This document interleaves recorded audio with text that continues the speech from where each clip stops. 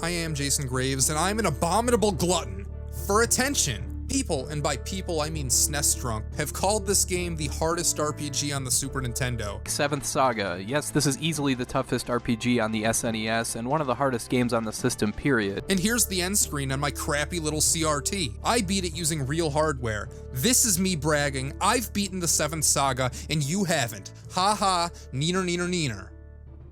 Unless you have, in which case, leave a comment, leave a dislike, leave a like, and then bask in your own glory. When we're talking about traditional JRPGs, of which this is, what does the term difficult really mean? If it means balance issues, well, that's true. This game does, in fact, have balance issues. Oftentimes, enemies will become markedly more difficult without increasing the amount of golden EXP you receive. Somehow, the speed stat dominates. If you're underleveled in an area, oftentimes doing enough damage isn't the problem. It's your low speed stat sabotaging your attempts to hit enemies. If your speed is low enough, they will dodge your attack every time. Speed being the evasion stat also applies to your spells. You can't cheek out some fluke wins by using all your NP on one super strike. If you're low enough level, you're not going to hit anybody reliably. Perhaps the difficulty refers to the changes made in localization. The American edition increased enemy stats and altered how growth after leveling works. In the original Super Famicom game, as your level increased, so did any potential stat gains. For example, say at level 1, your strength could increase anywhere between 1 and 4 points, but at level 40, the range might increase to between 4 and 8. Intentionally or not, our edition removed this. You're receiving level 1 gains throughout the entire game. I can't fool you though. These things do contribute to the difficulty, but that's not what I, or SNES Drunk, or anyone else on the internet, or in real life, are talking about. When anyone claims this to be the hardest anything, what they really mean is that it's the game with the most level grinding.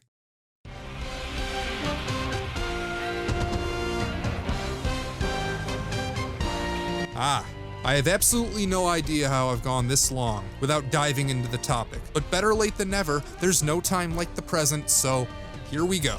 The act of engaging in random encounters, fighting enemies, not because they're any kind of progression requirement, but killing them over and over again for the sole purpose of increasing your stats. Unless you're a master of RNG manipulation, every game with experience points, dating back to Dragon Warrior, is subject to the grind. It's foolproof. If your numbers get high enough, you'll be able to trounce anything. The game will bend to your will. Video games are fun, right? Nobody I know would use fun to describe this. It's repetitive motion, in some cases tedious, boring, numbing, maybe relaxing if you're feeling charitable. But fun? No, I don't think so. Level grinding is more work than play. Yet as I sit around, Mountain Dew in one hand, Super Nintendo controller in the other, half paying attention to the game, half watching YouTube, and seeing my numbers go up slowly on my CRT screen. As I lay there, I'm enjoying myself. Level grinding is work, but it's work with a goal. Here I am fighting this boss, spending eternities buffing, a real chess match with the debuffs they're inflicting upon myself. This is a rare game where defending actually serves a purpose. It increases your power stat by 50% on the damage calculation if you hit attack immediately after. I wind up, swing, and they fucking die in one hit. That's pretty cool, but what you didn't see are the 2 hours I spent beforehand leveling up in preparation. Was spending that time worth it? To many, maybe even most, the answer is no. But if you love RPGs enough, it sure as fuck is.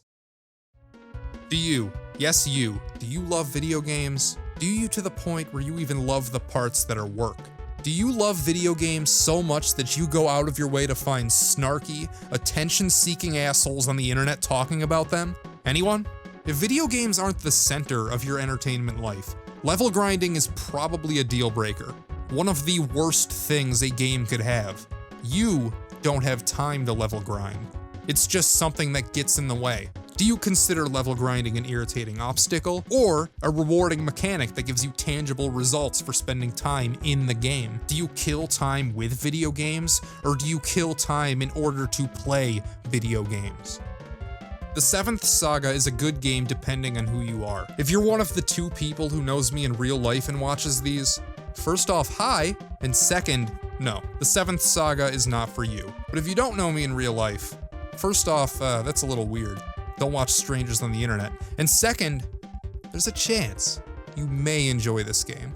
You could call the 7th Saga difficult, but I'd call it rewarding instead. The game builds itself around level grinding. You can play it one-handed. Oftentimes, the first building you'll come across is the inn, which is not only where you heal, it's where you save. Dying is handled Dragon Quest style. You lose half your gold, but keep your experience. Equipment in this game almost does not matter. Your experience is magnitudes more beneficial than gold.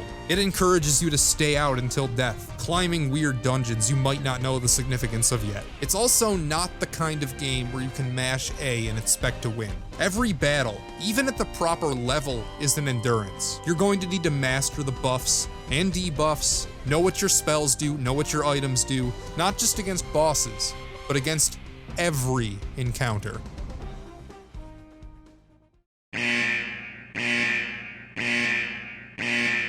Why doesn't the 7th Saga have 7 save slots?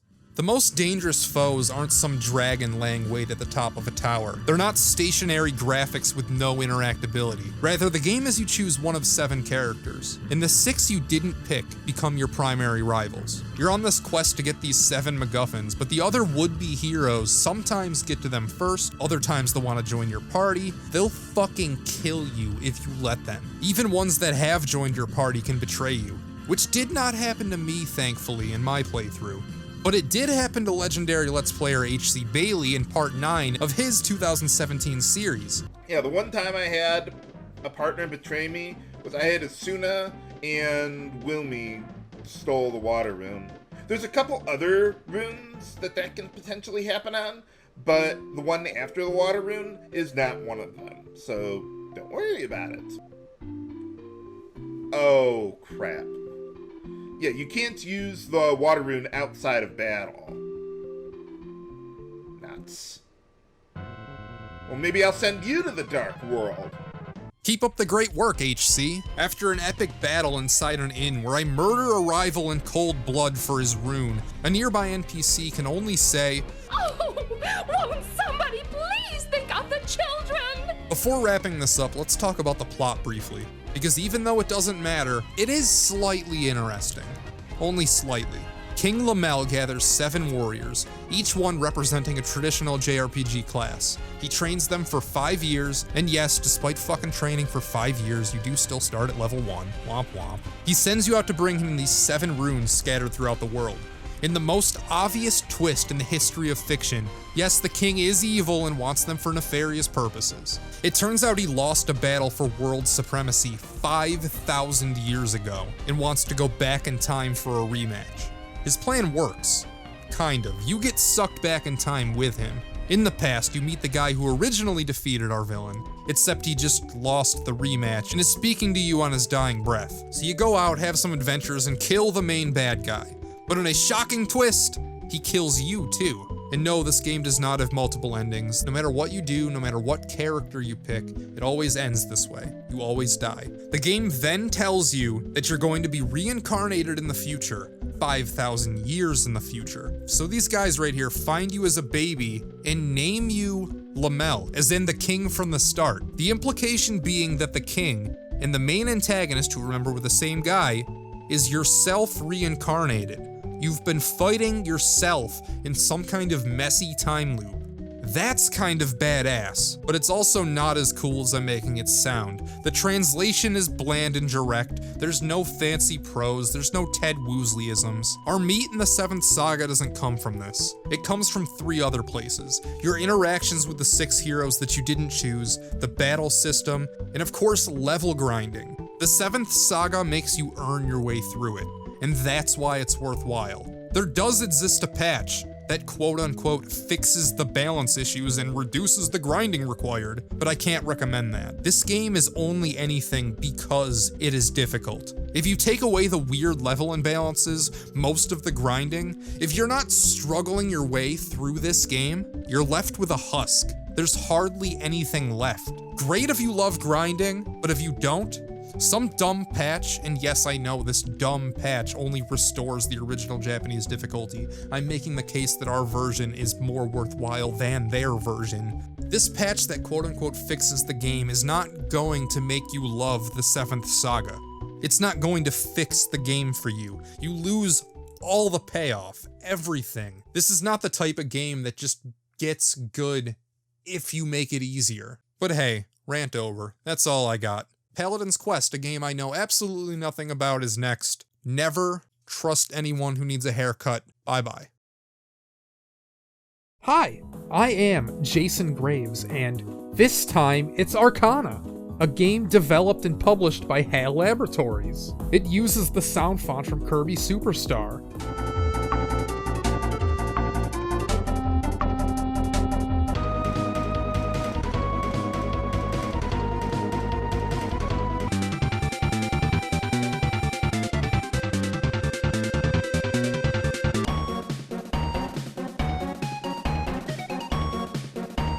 Arcana came first, so I suppose Kirby uses the Arcana sound font if you want to be technical. At times, this game's soundtrack sincerely sounds like a Silva Gunner parody that I am too old to understand. Former Nintendo president in programming ace Satoru Iwata is in the credits. Wow! Arcana is a clone of Hiroyuki Takahashi and Camelot's Sega Genesis game, Shining in the Darkness. In both games, you scroll through the towns like some sort of panorama. They're first-person dungeon crawlers. Heck, they even utilize similar wall backgrounds. Both have you alternating between a utilitarian zone where you buy items, save, feel safe, and the head-busting mazes of progress. Although Arcana does feature more diverse backgrounds, and a much cooler font to boot. Shout me out in the comments if you've completed Shining in the Darkness. Shout me out in the comments again if you have handmade maps of Phantasy Star 1. Shriek like a freak in the comments if you, like me, have beaten and have made handmade maps for both Shining in the Darkness and Phantasy Star 1. Arcana is almost a good video game. Well, an adjective I might use to describe this game wouldn't quite be a synonym for awful. This computerized distraction is in actuality much worse than your initial impressions might lead you to believe. My first impressions were of the Kirby-tastic sounds, an outstanding fantasy font, and its resemblance to a game that I like. HAL's name alone should be enough of an indication of quality. I've already mentioned it twice, but this might be the greatest fantasy dungeon crawling font that could conceivably ever exist. Everything needs their own font. In a past life, I used Lemon Milk because I thought it made me look dignified. These days, I use Arial Black because I'm a basic bitch. This game's font does such a great job disguising the poor quality of Arcana's prose that YouTuber Daria Plays RPGs called the writing quote-unquote Quality and the plot line quote-unquote mature. I'll admit, it had me fooled up through the end of the first dungeon. Tifa, your other party member, betrays you with her paralysis dagger. Another character, Ariel, then explains his plan to stop the king from summoning the evil Empress Rimzala, and asks if he can count on our hero's help. The player is prompted with a choice between yes or no. I pick yes because of a natural desire to avoid conflict, and because he seems reasonable enough. The words that follow are mystifying. Our hero responds, "Is it okay, really? Is what okay? Why did we answer his question with another question?" Ariel retorts, "Good, but there's one thing I'm concerned about. There is one obstacle to this plan. His ability is exactly the opposite of the evil Empress Rimzala's ability. The obstacle is you."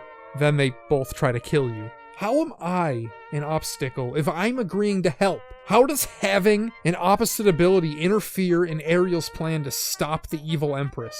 I'm agreeing to help you out. We're on the same team. It doesn't matter if you say no to him either. The same thing ends up happening. Over the haze of a new-to-you game smell, the imperfections you glazed over because the HAL logo and the fantastic font appear all at once. The small typos and awkward phrasing from earlier flash into your mind. For heaven's sake, the first line of the game contains a typo. This is an historic land? Chillingly, you've realized the bone-crunching reality. This game is dumb. The translation is dumb. and you question your own sanity because it took you this long to realize. Galanon has sold out to the evil side. Wait, there's a door! I wonder if I can get in. Take care, it may be a trap. If it is a trap, I will fall into a trap. It's one of those things that isn't really a big deal. Games of the time had plenty of English, and the translation in something like Lagoon, for example, is a million times worse. But in that case, there's no expectations. You know after playing for about 3.5 seconds that Lagoon will be abysmal in every facet, text included. With Arcana, you see that it was made by HAL, Nintendo's right-hand company, the house that built Kirby and Smash Bros. You expect more from the people who would go on to develop Earthbound. This is my every SNES progress spreadsheet. You can view it yourself with the link in this video's description. You may notice a column labeled, "Does the plot matter?" For a genre known for being all about the plot, in a shocking number of games, it doesn't. Arcana is no exception. The plot does not matter. You can safely ignore 100% of all the dialogue boxes in the game and not miss a thing. There's a guy trying to revive a god. With this information alone, if you've ever played a video game, watched a movie, read a book, or have been tucked into bed by your book-reading grandmother, then you can fill in every blank. Arcana isn't what I would consider hard, but it can be unforgiving, if you can wrap your head around that. You can only save your progress in towns, and there's only one town per chapter. The game has 5 chapters, which means that there are 5 places where you can save. There are a lot of random encounters, and there's no grace period in between them. You can win a fight. Think about wiggling your big toe in the general direction of progress and be ambushed by 8 bloodthirsty savages. If anyone in your party who isn't your spiritual card in the top right dies, it's an instant game over and you go back to the title screen. The boss fights show up without warning, leaving you without a chance to prepare. You always need to be on high alert, because oftentimes there isn't a distinction between who is supposed to be an area boss and who is supposed to be a regular enemy. My largest complaint in the entire game is that when a character joins your party, they come stock with no equipment. Not bad equipment, not unoptimized equipment, no equipment, nothing, nada. They show up nude, without as much as a pointy stick to defend themselves. Most of the time they join mid-dungeon. Here's a part where you're 8 floors deep into this difficult area, only to have this guy show up and join the party. Luckily you've learned your lesson and have plenty of extra equipment on hand. You navigate to the equipment menu and, crikey, he can't equip any of it. Now you're faced with a tough decision. Do you try to keep going with one of your party members being essentially a louder piece of luggage? Or do you warp back to town so you can buy him all the shit that he needs? This almost sounds like a difficult dilemma until you remember that if he dies, you get a game over and lose all the experience points, all the money, and all the progress you've made up until this point. If he doesn't have any armor, he will die in 1 or 2 hits. This alarmingly forces your hand. You'll go back to town and trek all the way back through the dungeon after buying him his life insurance. Arcana also has an elemental system. The enemy's elements are represented by the color of their cards. Oh yeah! This game has a playing card motif. Every character is represented by a card. When your elemental spirits die, their card is torn in half. You can repair them in the fortune teller's shop.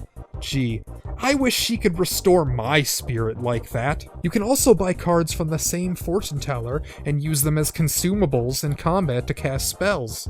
Early on, they feel like an in-game cheat code, You essentially have access to every level 3 AoE elemental spell from the opening credits for next to no cost. Around 2/3 of the way through, the entire system becomes entirely irrelevant because the system never advances beyond what they give you access to at the start. Keep in mind, you're not building a deck of cards, which would have been much more interesting, but you select from a list of cards that you brought and they act as a stand-in for spells. Arcana is a game that almost everyone seems to have forgotten about. There aren't many videos about it here on YouTube. The one that I just made, and the one that you just watched, is by a large margin the most in-depth piece, which is saying something because I really didn't go that in-depth. And at the end of the day, if Arcana looks cool to you, then play it. Or alternatively, you could always just play Shining in the Darkness instead. Or not! That's just what I say. You know what else I say? Never trust anyone who needs a haircut. See you next time.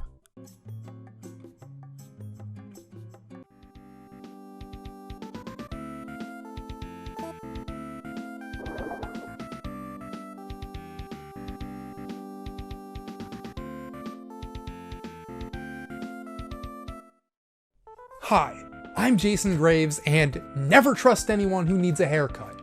This is Drakkhen, and it contains a poem. Not literally, this is text that appears in the game. I just printed it to a piece of paper, but allow me to read this poem to you. When the wind is clear, the sky will darken. When the thunder rolls, the quest must go on. That was supposed to be the famous Emily Dickinson poem, The Wind's Visit, but due to the odd circumstances of this game's creation, so much of the text comes across as mangled. Drakkhen is a port of a French PC game by the Japanese developer Kemco. What I just read was an American poem, which was translated into French for the original game, which was then translated into Japanese for the Super Famicom release, which was then translated into English for our edition. Imagine playing a game with text that essentially went through Google Translate twice, and in the poem's case, 3 times. Well, that's the reality the Super Nintendo version of Drakkhen happens to stand in. As soon as you start, an oddity that may hint to an external origin is the phenomenon of referring to the Super Nintendo's controller's buttons as keys, as in keys on a keyboard on a computer. They're not hiding the ball. This is an obtusely burly Western-style computer RPG. It might be the only game in the genre I've played where random encounters can occur if you're standing completely still.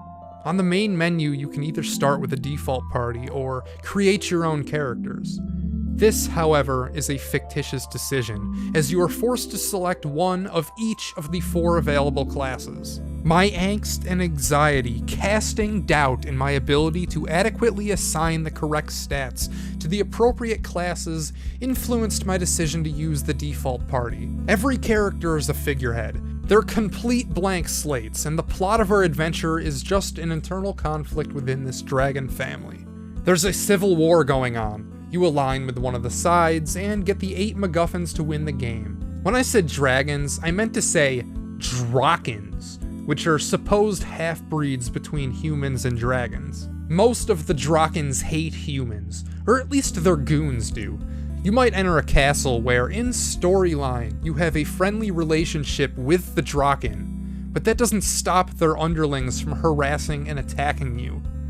This is a unique 3D, first-person, open-world RPG, and, unless I'm mistaken, the effect isn't achieved with Mode 7. The map is continuous and far too large for a single image like Mode 7 would require. It is a real, vector-based paradise.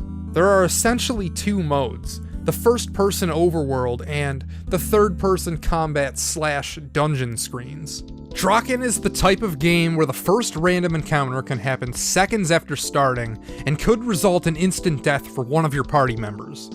The start of this game throws a newborn baby directly into the pool without as much as a floaty to buoy yourself. Here's a quick rundown of how this game begins. A wall of text informs you that you should go to this castle. On your way there, you will encounter at least one random battle. An enemy appears on screen, and you'll press every available button wondering, pondering just how to attack. Hopefully, you realize that your inputs are largely ineffective, and this game uses a full auto battle system. You go inside the castle. There are electric waves preventing you from going anywhere, so you'll play around with the menus, learning that the middle right option is used to hit switches. You have a 1 in 4 chance of hitting the correct switch to make the force field disappear. If you hit the wrong one, you need to fight an enemy. After exploring the castle for a little bit, you'll hopefully notice this little half-transparent white squiggle on the bottom left-hand corner in one specific room. Because if you don't, you already can't progress with the game. If you did, however, you will find a dragon-like creature who tells you to leave this castle and go east. At this point, you might think that you're getting somewhere in the game, so you pull out a map with a compass and go east like the dragon said. Only, you can't cross the giant glowing arrows, or go outside the dotted lines on your map. When leaving the castle initially, you need to defy all logic and go the exact opposite direction the dragon told you to go. For you see, there is a teleporter to the west that will transport you to where you need to go to progress with the game. To make matters worse, when you're at level 1 and only have starting equipment, basically everything in the overworld will kill you. The only place you can consistently grind is the castle that you just came from, but if you try and go back, a shark will have appeared in the moat and will eat anyone who tries to enter. If your character dies, there is no obvious way to revive them. You need to know that only these buildings called Anak can do it. The worst part is that they literally could not have spawned you further away from one of these. I know that committing to a huge series like this, where I'm going to play a whole bunch of old RPGs, that grinding is going to become a way of life. And with this game, at least it's easy to grind because the game plays itself. You just have to like set the controller down and you'll win fights and level up eventually.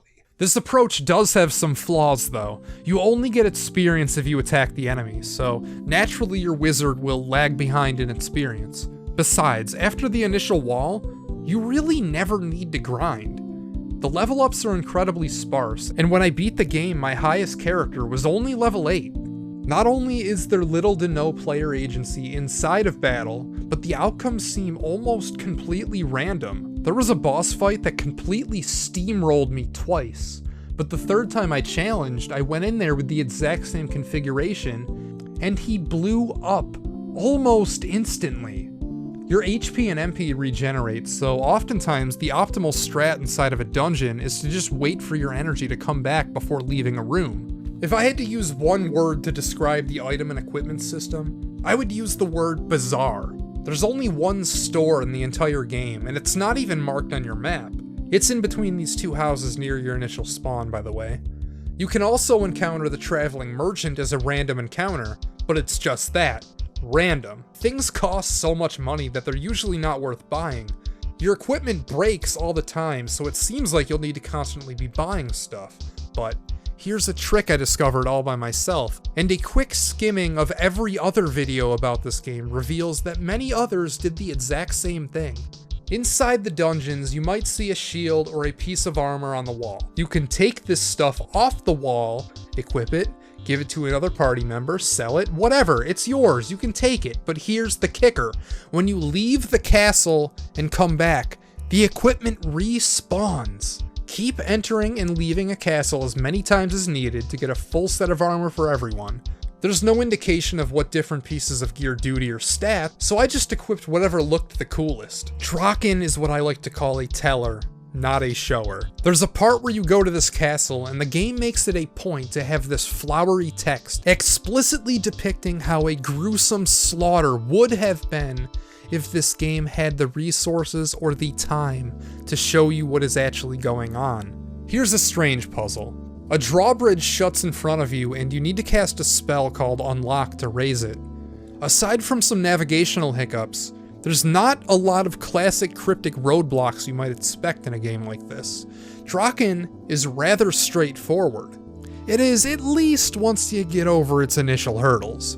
The hardest thing to figure out might be that you're going to need to run away from a lot of fights. It's not immediately obvious. It involves both the L and R buttons, but you don't press or hold them, you must mash them to flee. This game's final boss is hilarious.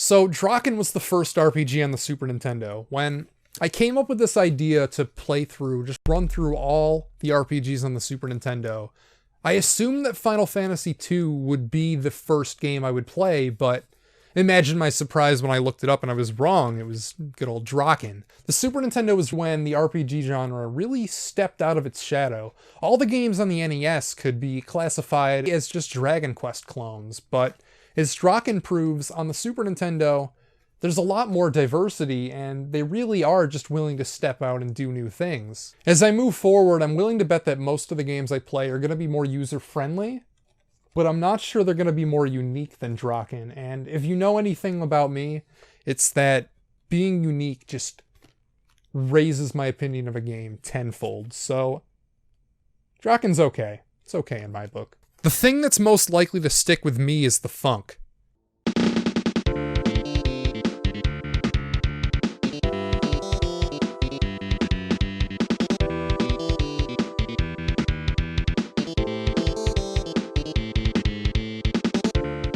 You've been listening to it this whole video. It doesn't really fit, but it's awesome nevertheless. I appreciate this game for what it is, a prehistoric Elder Scrolls game. But I don't think it succeeds as a whole. The game is obtuse up front, but once you break through its initial facade, there's not much underneath the hood. It gives you free range, but the NPCs are worthless, and there aren't really many secrets to discover. Drakkhen is just a weird game where you roleplay as a violent arm of a quibbling dragon family.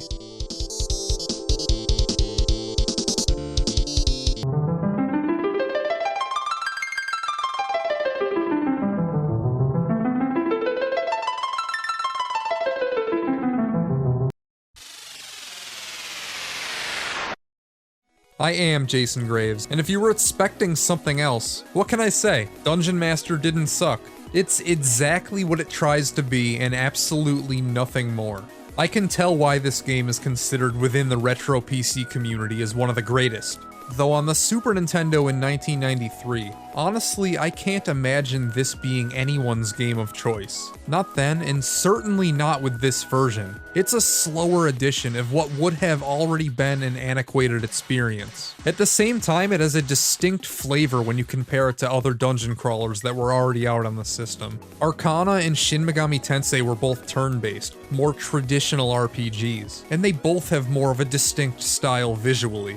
Dungeon Master might be the most boring game in history to watch. The only Let's Plays in existence were made by super fans. And don't be mistaken, just because you haven't heard of it, because I know I hadn't, doesn't make the fandom any less real. There is a legit, active fan community centered around the original game. Shout out to dungeonmaster.net. There are fan hacks, discussions. This forum is as active as anything based on a 33-year-old niche game could possibly be. To this day, it receives 2 to 3 posts a week.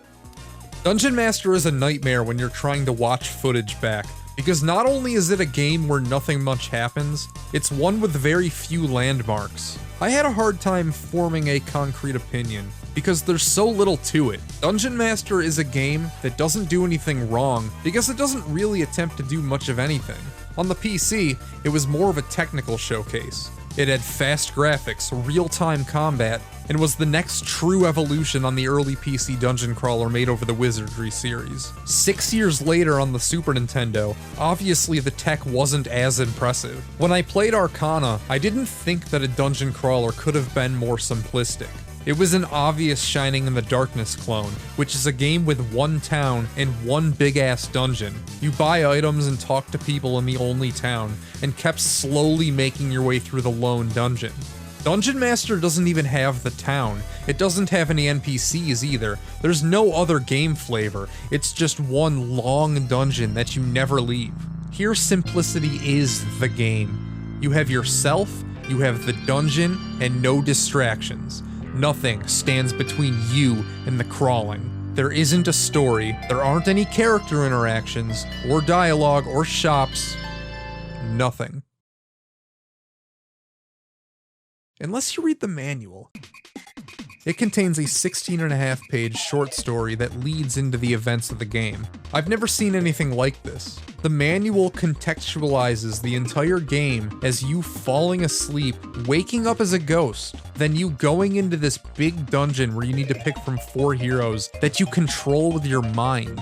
It's endearing. They felt the need to explain why you're controlling a party of 4 instead of just one person. And it makes sense too. Normally you wouldn't question why you have absolute control over 4 different people at the same time. This all opens up a small can of worms, because when you analyze these old games, a question I might ask myself, is a manual a part of the text?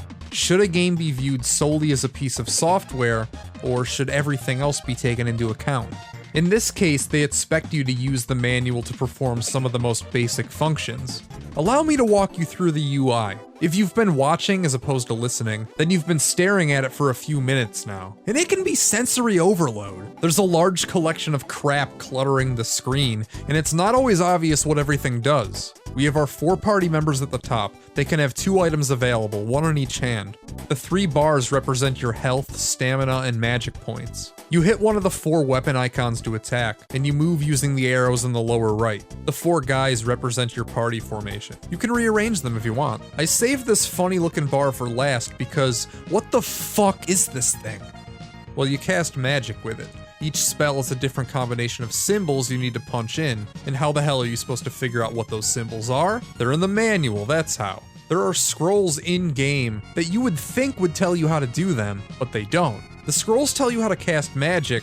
The only problem, they tell you phonetically. Each of these symbols is supposed to represent a sound that you'd make with your mouth. Sort of like how a preschooler would learn how to read. But it's pointless because the only way you'd be able to decipher this is if you had the translation guide in the manual anyway.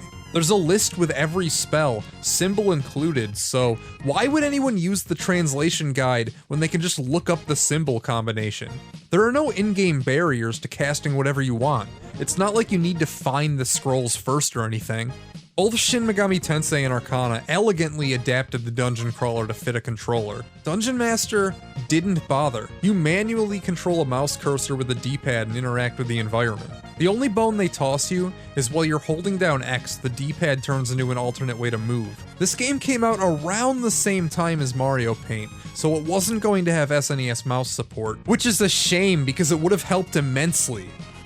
Dungeon Master has real-time combat, which was unexpected but welcome. In a way, it's quite modern. Reminds me of a free-to-play phone app. It's real-time, but every attack has a cooldown period. The stronger your attack, the longer you need to wait before you can attack again. What's decidedly not modern is the lack of an in-game map. So here's my homework. Got these maps here. RPGs aren't always about the story. Sometimes they're just about getting to know your graph paper a little better. Dungeon Master has exploration, and at the end of the day, what else do you really need? It is a moment of accomplishment unlike anything I've ever played. Early on, it teases you with this Tomb of the Fire Staff. You need to find 5 keys scattered throughout the lower levels to get the staff. But when you can, backtracking through most of the game is a hell of a victory lap. Playing this game really does make you feel alone. It uses a minimalist style for the music. Most of the time there isn't any.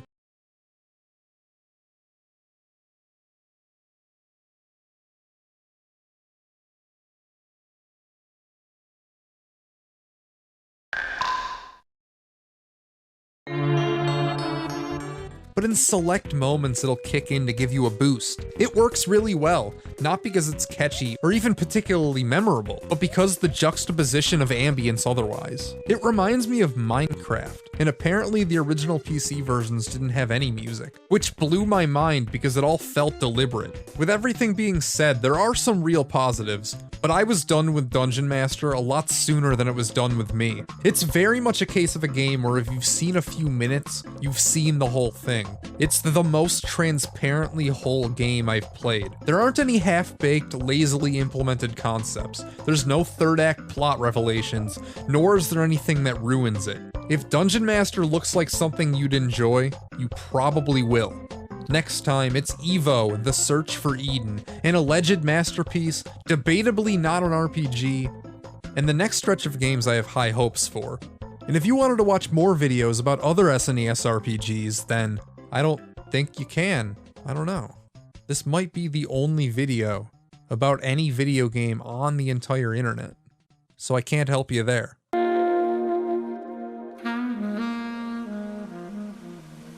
I am Jason Graves, and E.V.O Search for Eden is a game paradoxically incredibly famous for being obscure. It didn't receive a high production run, but in the age of YouTube, emulators, and titles on a ROM list, it's reversed course. If a game has multiple high-profile reviews here on YouTube with over 1 million views and another one with 450,000, the game isn't obscure anymore. It's no hidden gem. If I can search the name of a game on YouTube and find a dozen reviews that are somehow worse than mine, and then another 20 that are 1 million times better, then your game isn't underrated, it's not underrepresented, it's not under anything, it's just properly rated. The general consensus seems to say that, you know what, why don't I just show you what the general consensus is, because E.V.O Search for Eden, I'd wager these days is one of the top 50 or so most well-known games on the Super Nintendo. The retro gaming community at large has had their crack at this game. The grandparent to Will Wright's Spore games.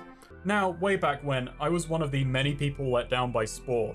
Some have compared this game to Spore, and consider it to be a spiritual ancestor. Arts attempted the same concept with a game called Spore. Are you okay with grinding? Because that's the #1 barrier for people to get by when it comes to E.V.O. Faulted the game for its grindy gameplay. Evolving these body parts is not easy. It is a grind. You'll probably end up spending half the entire playtime with this game killing regular enemies over and over and over again, just to accumulate enough E.V.O points. Better fin, better tail. Essentially, the whole game is a big grind fest. But you've got to eat a lot of them before you gain any experience. Level grinding is a huge part of the game, sadly. E.V.O is a lot like a handful of coffee beans. They both need to be grinded thoroughly to be enjoyed. The big downside of this game is that it's very grind heavy, and the way you grind isn't all that interesting. You can easily spend half hour or more just running back and forth, slaughtering everything you come across and gorging yourself. Gosh guys, this sure is fun walking back and forth getting E.V.O points. It's a really good time, and I don't even want to start drinking heavily. Of course, it's time to grind. Which it probably will be, because that's basically all you'll be doing this game. Grinding and dying. Because there is a lot of grinding here. The asking price being around an insane $200 to $300. Positive note about the game, it actually has become one of the most sought after Super Nintendo games for collectors. It is such a shame that the game is so expensive. If you're lucky, it will cost you less than $200 for a loose copy. I ended up trading quite a few games from my collection in order to get this. Allow me to be incredibly egotistical for a moment, but it almost feels like good YouTube videos are a personal assault. Most of the time when making a video, in my head I'll compare other people's videos about the same game and then say, oh, mine's better, or oh, I like what they did there, or oh, wow, in 1 billion years mine couldn't fucking touch theirs. And in this case, I lose to so many videos it's not even funny. This video's better, this video's better. All these videos are just better than anything I could have made about it. It's happened before in this series, in particular the one that stands out is Final Fantasy V. I found this video, which was 1,000,000 times better than anything I could ever make, and it just took all the wind out of my sails. It killed any enthusiasm I might have had to talk about the game. Yes, it's shitty, yes, it's egotistical, and yes, it makes me shitty, it makes me egotistical. And no, being self-aware doesn't make that any better, but it's reality. I often get jealous about other people's videos. Not the view count or the subscribers, only fools get caught up in that. No, not in any quantifiable way, but in a subjective, qualitative, enlightened YouTube gamer bullshit kind of way. It's when I see something in the same style, when someone else already made what I wanted to make, and did it better, that's when I'm bitter. I don't really know what the point of me bringing this up is. At this point, I'm just Abe Simpson yelling at a cloud. I'll play one more YouTube clip. This guy summarizes the entire game best right here. The idea for this game is certainly solid. It is outweighed by loads of other annoying elements that turn the EVO experience into a repetitive, frustrating grindfest. This game could have been so much better if it only spent a few more years evolving. Except for when he compared it to Dark Souls. These bosses do work well most of the time. EVO kinda reminds me of an unevolved version of the Dark Souls series, as the bosses are crazy hard most of the time, and beating them will require you to learn the attack patterns and exploit them with perfect precision. I'm not gonna do that. In fact, you can cheese almost every boss. Anyone trying to tell you that this game is difficult either sucks, is playing it up for dramatic effect, or is lying. There's a developer oversight, or maybe it's not, maybe they expect you to do it, which is frightening if true, where if you evolve any part of your body during a boss fight, you get all your health back. This results in going into a boss fight with as many EVO points as you can, and then just picking the easiest, cheapest options to evolve. Everything I can say about this game is redundant. And that's the main problem with a series like this, is that I'm forcing myself to talk about every single game, even when they've been talked to death like this one has. Sometimes I can make the video my own despite this, because it's not like E.V.O. The Search for Eden is the only game that's like this. There are plenty of games that have seen so much attention on YouTube that it's almost hard to find my own unique angle and take it on. But I don't think it's stopped me from making a good video out of Final Fantasy Mystic Quest or Shin Megami Tensei, but here, in this case, I pretty much just agree with what everyone else is already saying. That it's expensive, that it's kinda like Spore, and that you grind a lot. Those are the three tent poles of this game. So all I can really offer is a series of smaller, inconsequential observations. Like how I really like the boing sound effect. I also like how the game increased in complexity as it went along, mirroring how the life forms evolve over time and get more complex. For example, you start out in water and have free reign over the entire screen, but in Chapter 2 you need to contend with jumping, physics, gravity, everything that goes along with the traditional side-scroller. But even when you get on land, the segments aren't so much designed levels. They almost feel like you've been let loose in a zoo. And it makes sense that there aren't any designed levels for most of the game because they're just simple animals. They don't have the capacity to build obstacles that you as a player would have to traverse. The only areas that act like a proper stage in a video game are in the last 25% of the game or so, when the creatures have advanced enough to actually construct something like it. I'd also like to point out that Pac-Man has absolutely nothing on you in this game. You can eat the NPCs. Take a look at this Mega Chad. You trigger the King Bee by eating his children. You eat this Yeti's parents, and he's fucking sad about it.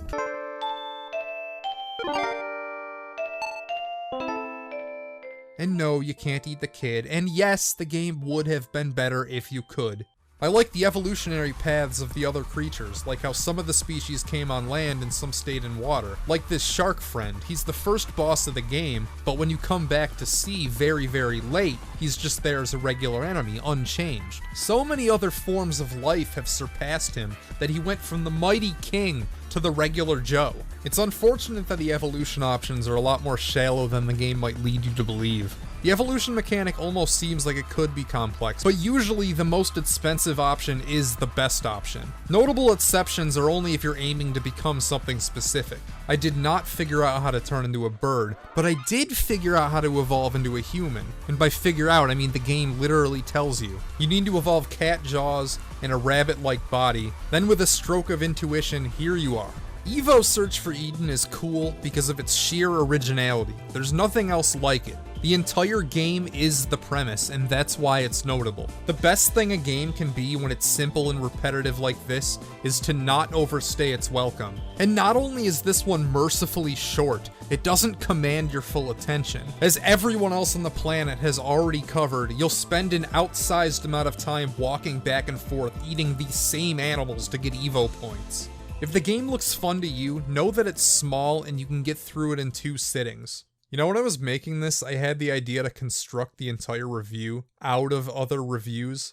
So just imagine that one segment, but like the entire video. Fortunately, my cooler side prevailed, and I decided that it was too trashy even for me. My life lesson for today is that no matter what you do, it doesn't matter. There will always be somebody better. There is always a bigger fish, but it doesn't mean that you shouldn't try to get yours. Till next time, remember, never trust anyone who needs a haircut.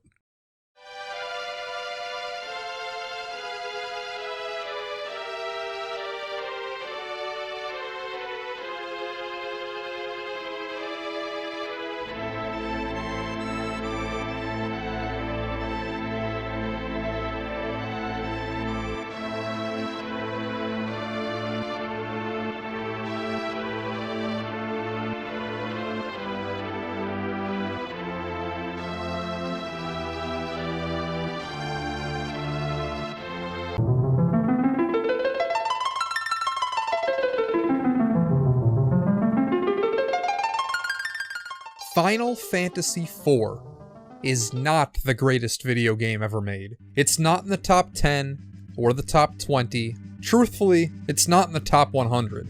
In the year 2020, Final Fantasy IV didn't change my life, and there are dozens of RPGs I'd point a potential game like or two before this one impregnates my conscience. These statements can be true, but this game over the past 29 years has shaped plenty of lives, and is the center of gravity in which all SNES RPGs orbit. This game is one of the ones responsible for our generation falling in love with video games as our medium of choice, as opposed to television. And you can't tell the history of electronic console gaming without Final Fantasy IV.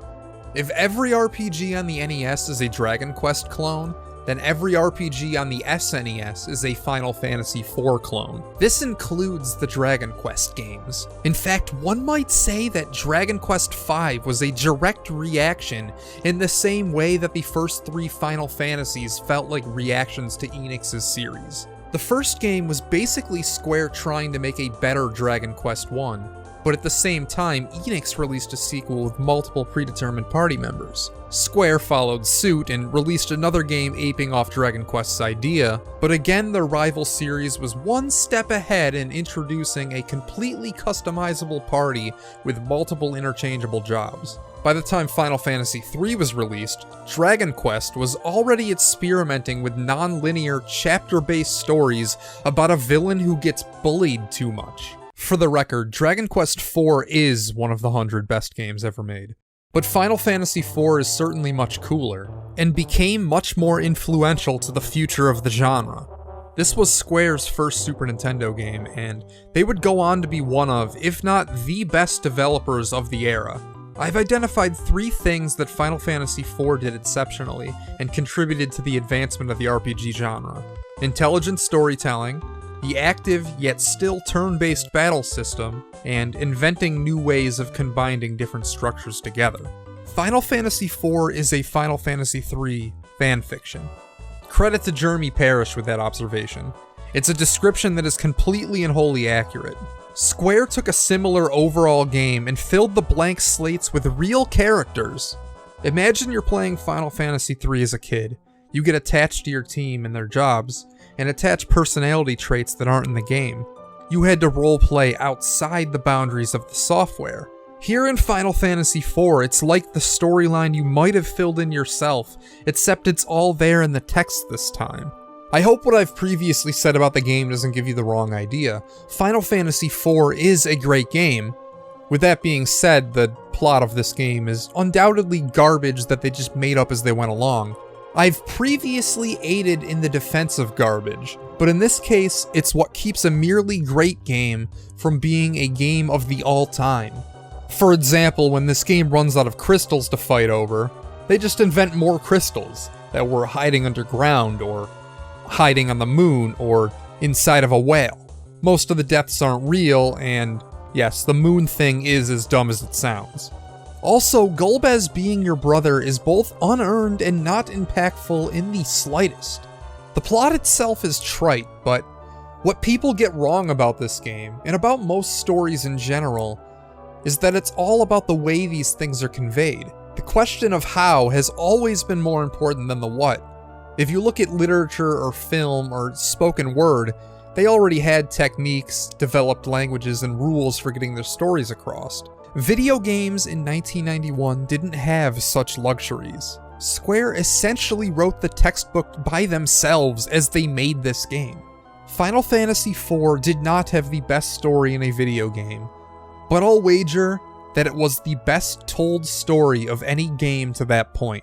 It feels like a TV drama. The plot points manage to both be episodic, in that every scenario has a distinct beginning, climax, and end. Oftentimes, they even end in a cliffhanger. If you've watched my video about Chrono Cross, you'll know the importance of flow in the Japanese RPG. In order to be effective, the events of the story can't exist independently of one another. Things need to happen because of the thing that happened before. And you don't need to look past the first hour of Final Fantasy IV to see what I'm talking about. At the end of the first hour, you'll find our hero defending a little girl from ruffians in a desert hotel. This isn't an event that just happens because it can. You can follow the breadcrumb trail back to the opening seconds. The ruffians want her dead because the King of Baron wants to genocide her entire race. You know this because Cecil was his messenger of destruction. He became his messenger because he spoke out about waging war and taking these elemental crystals by force. Our hero spoke out against the king because his conscience haunts him from when he murdered peaceful people en route to stealing their crystal. It's impressive how this game manages to string events like this together throughout the entire game. For the first time in series history, Final Fantasy finally beat Dragon Quest to the punch in this regard. And believe it or not, this simple rule you would learn in Screenwriting 101 wasn't thought of before this game.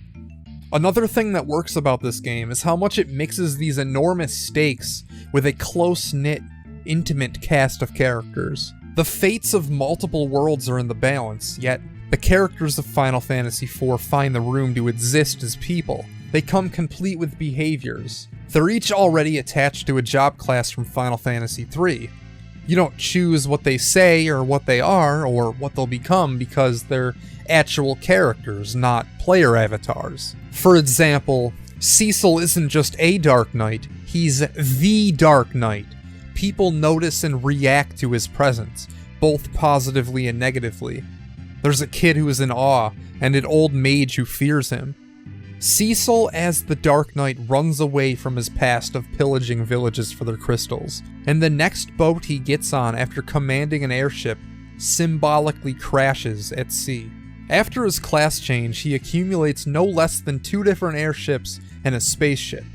Cecil is the kind of guy who tells his girlfriend and future queen to leave his bedroom the night before a sobering mission. He's the kind of guy who is willing to accept his rather large demotion from commander to mailman. There are cutscenes where party members speak to one another. Final Fantasy IV is important because it's the first game I can think of where the overall quest comes in second place to the personal quests of every character. Games like Dragon Quest IV and Phantasy Star 2 had characters for sure, but they don't have moments like this. They don't grow or show emotions, really. In those games, it's very much always with an eye towards the greater quest. In this game, you're always in the moment. You don't even know what your end goal is until you're doing it.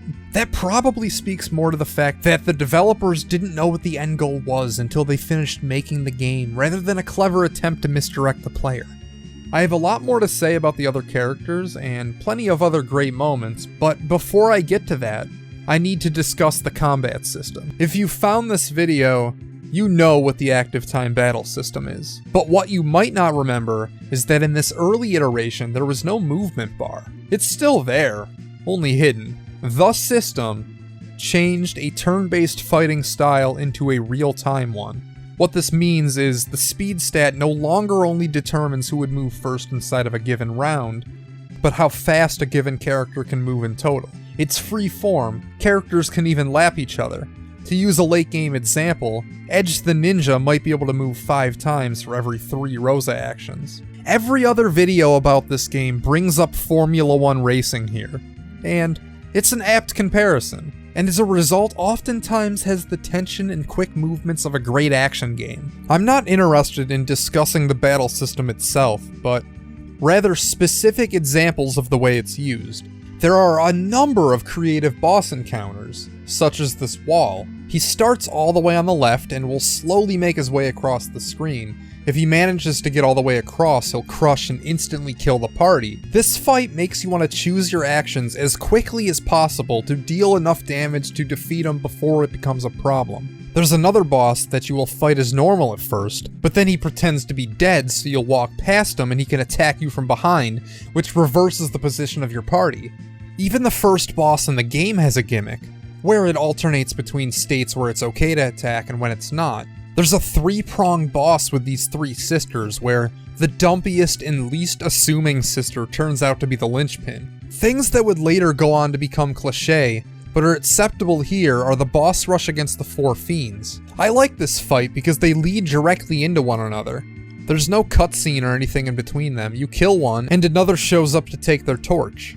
The final boss has all the friends you made along the way praying for your safety and lending you their energy. What impresses me more than the combat by itself is how the elements of the game fuse in such a natural way. Square makes it seem easy. Previous RPGs, even the ones that I love, treated battles, quests, and characters as disjointed objects. The best part about the active time battle system is how they use it as an active storytelling system. Every character's moveset supports their personality. Edward, for example, is a pussy-ass bitch, so he has the ability to hide, which means that he just leaves the battle.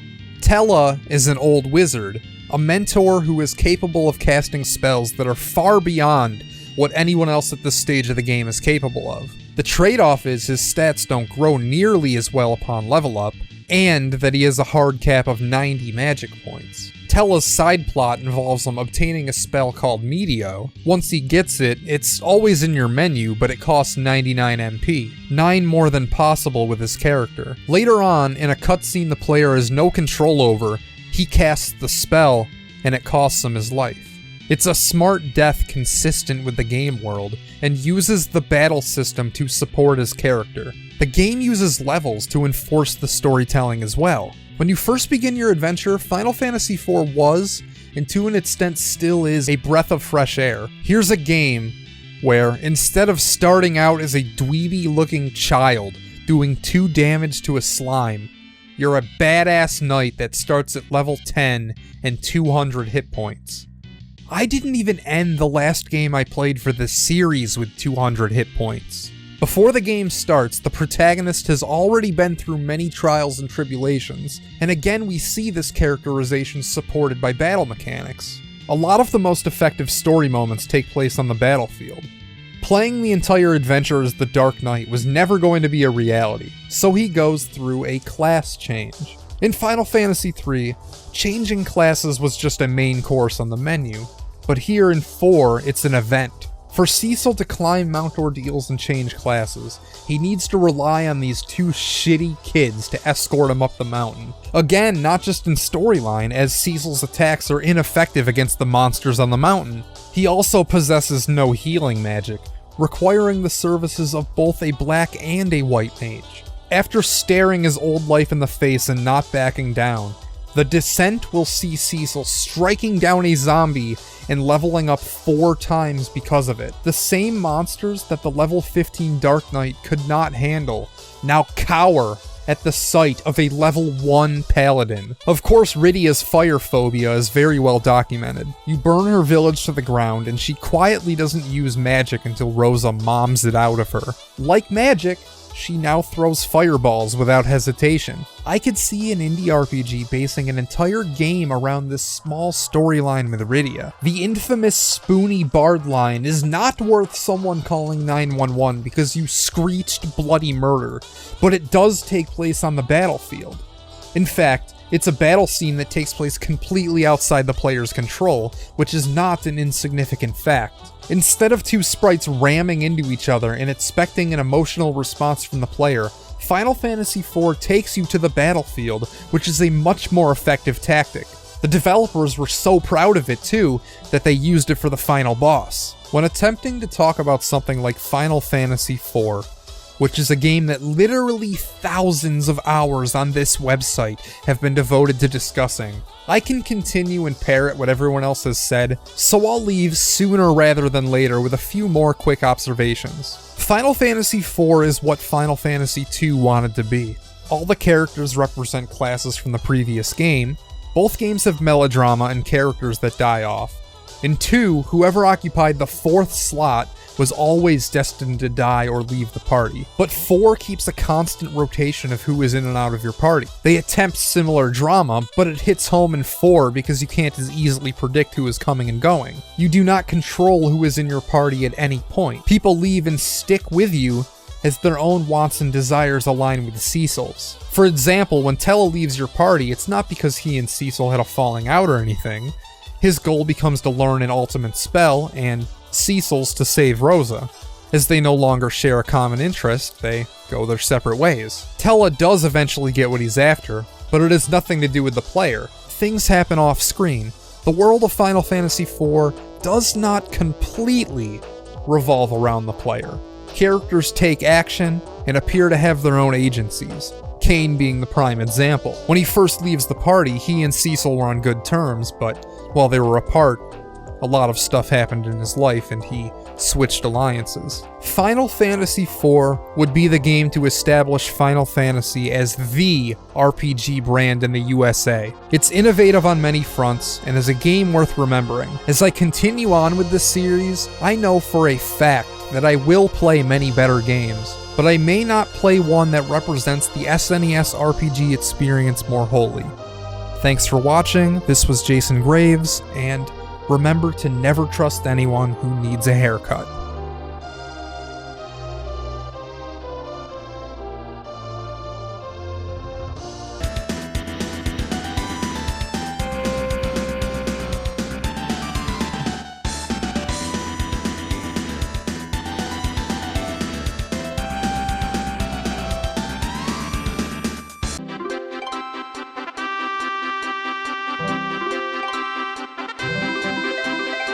I am Jason Graves, and great video games are timeless, but they're also a product of their time. Well, I'd consider this game great. It's strange that Final Fantasy V doesn't check either box. Quizzoxically, it almost wasn't a product of the time in more ways than one. For starters, the game itself is somewhat of a return to the NES era. That and its release status outside of Japan both give this game a sense of a detached identity. Most of the time, video games, or any other media for that matter, are at their most relevant when they're first released. I can go back and play all the Super Nintendo RPGs I want, but it's not the same thing as being there, because I wasn't. By the time America got to play this, they were in the same boat I find myself in with everything on the console. To some, this could have been the elusive missing Final Fantasy that they might have read about in magazines before the rug was pulled out from under them in the form of Mystic Quest. To me, it always was, and always will be, just another game in my ROMs folder. If you're a particularly eagle-eyed viewer, you may have noticed two things already. Firstly, that the footage that you're seeing is from the PlayStation edition, and not the Super Nintendo's. And that I went slightly out of release order for the last few titles in this series. The reason for the latter is simple. I liked the juxtaposition formed by doing Mystic Quest and 5 back to back. You have what many would call the most mechanically rich, complex playing Final Fantasy, being essentially replaced in their foreign release canon by a game whose philosophy couldn't have been more radically opposed. As for the PlayStation, when making these, I'll default to playing the official American release. If it doesn't exist, then I have to ask myself what the closest thing could have been. I had three choices: a fan-translated SNES ROM, an official PlayStation release, and the Game Boy Advance port.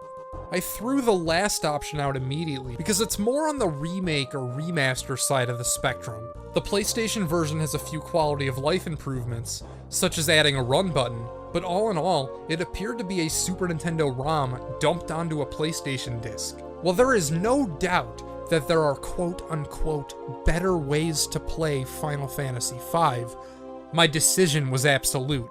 I would experience it the same way I would have were I 15 years older. The localization itself is shockingly bad to the point where I'm stunned that Square was capable of this in a post-Final Fantasy VII world. It seems Square has always struggled to put the time and care that these re-releases deserve. That's right, after Final Fantasy VII, 1999, this was a retro throwback before it was cool. It's fitting, in a roundabout way, that 5 came after 7, because the game itself feels like it was made out of order. For all the new ground Final Fantasy IV broke, 5 feels more like a follow-up to the NES trilogy. If you were to detach the title screens and ask me to guess which order these games were made, I'd probably incorrectly swap 4 and 5.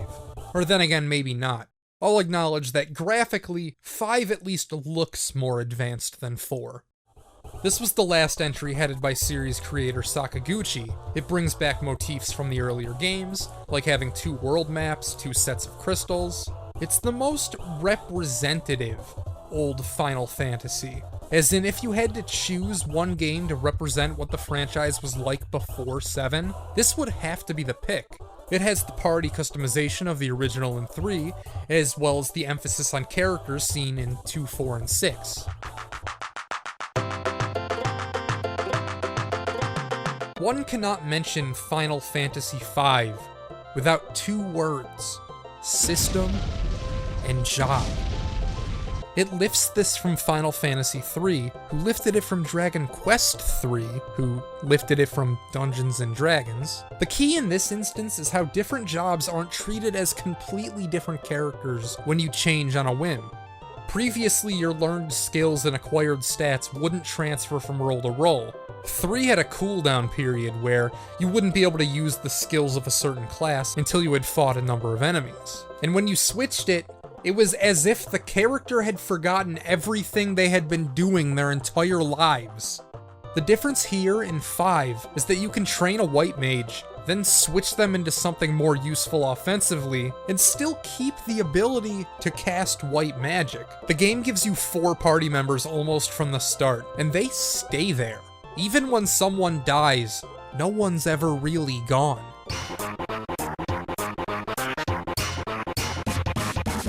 They know the plot doesn't matter, and it's played into. There's a lot of silly stuff, like the infamous Splinter, or anything Gilgamesh does. In the narrative, his personality trait is that he's a stupid idiot that says bizarre things while you kick his ass. The attempted humor is a series first. Heck, the main character's name apparently literally translates to butts. Not to say that the plot doesn't have its moments, there are some fun character interactions, and the theme of mankind working their natural resources to exhaustion is both present and effective to boot.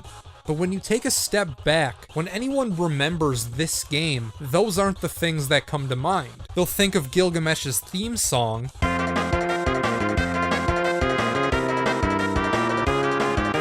but not of the character. They'll reminisce about the job system, but not about how Butts was scared of heights. The things that make Final Fantasy V its own aren't story related. There's some creative boss fights, such as the guy who sucks your party into a portal, or the bit where you need to separate your team in 2 so you can fight dual enemies simultaneously, but I can't help but feel that they're hampered in a way by the player's freedom. In 4, they could design fights knowing exactly who and what skills you had access to, but here, you could be packing anything. It feels like most encounters are easily broken by a good time mage summoner combo, especially in the mid to late game.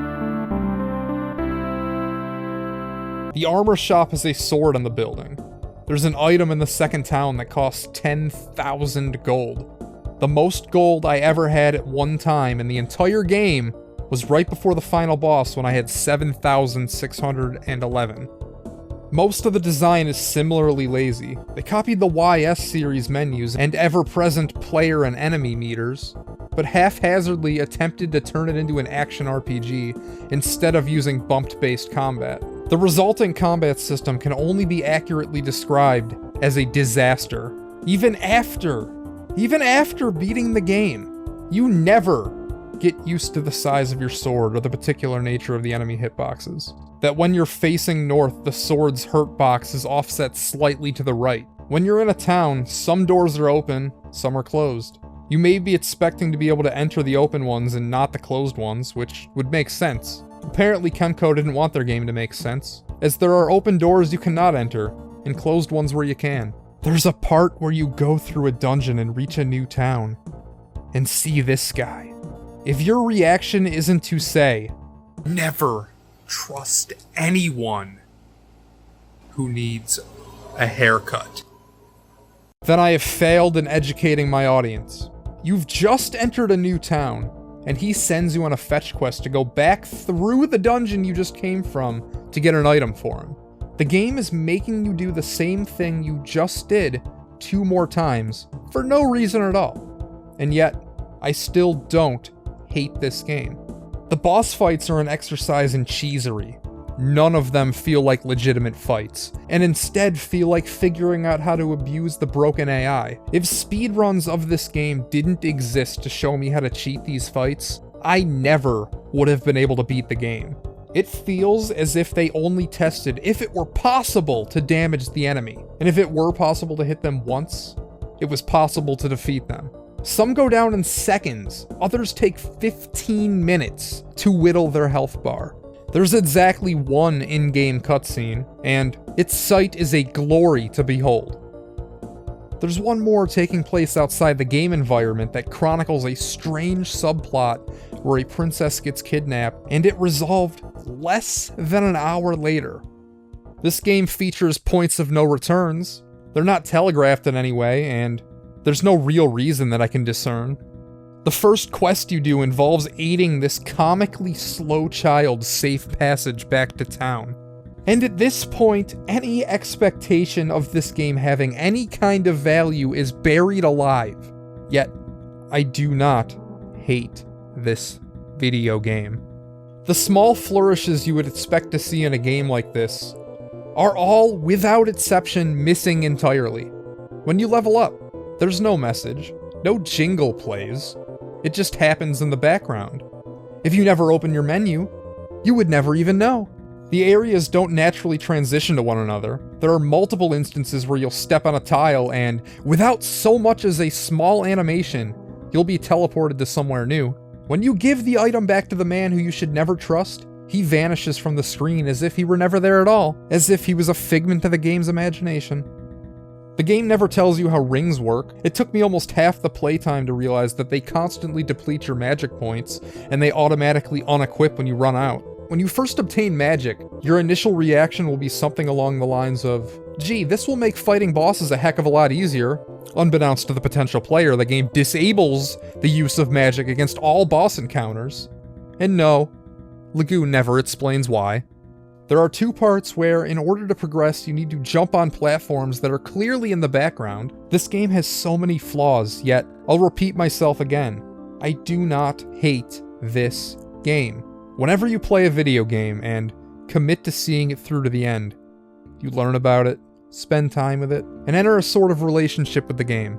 Video games are only as warm and accommodating as the designers allow them to be, and Lagoon is a cold, calculated, artificial intelligence mistress.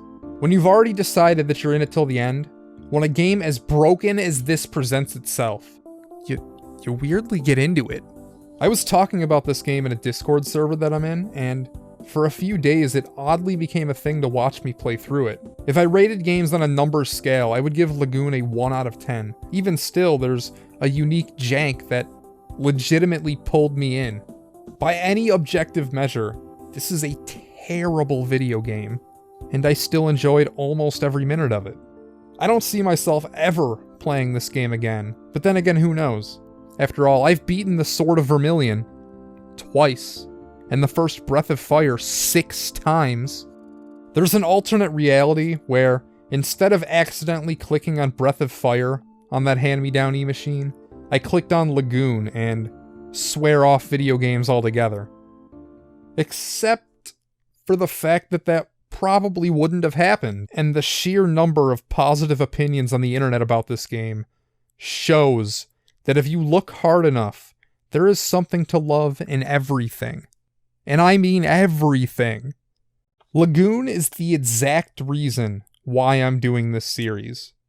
I've already played through Chrono Trigger. I've played Earthbound. Without this context, without playing games like Lagoon, I can't appreciate the highs if I've never experienced the lows. Forcing yourself to see bad games through to the end is not only hypnotic at times, but it's a necessary evil if you truly want to appreciate the great ones. And I have everyone watching to thank for that. God bless Lagoon, and I'll see you next time.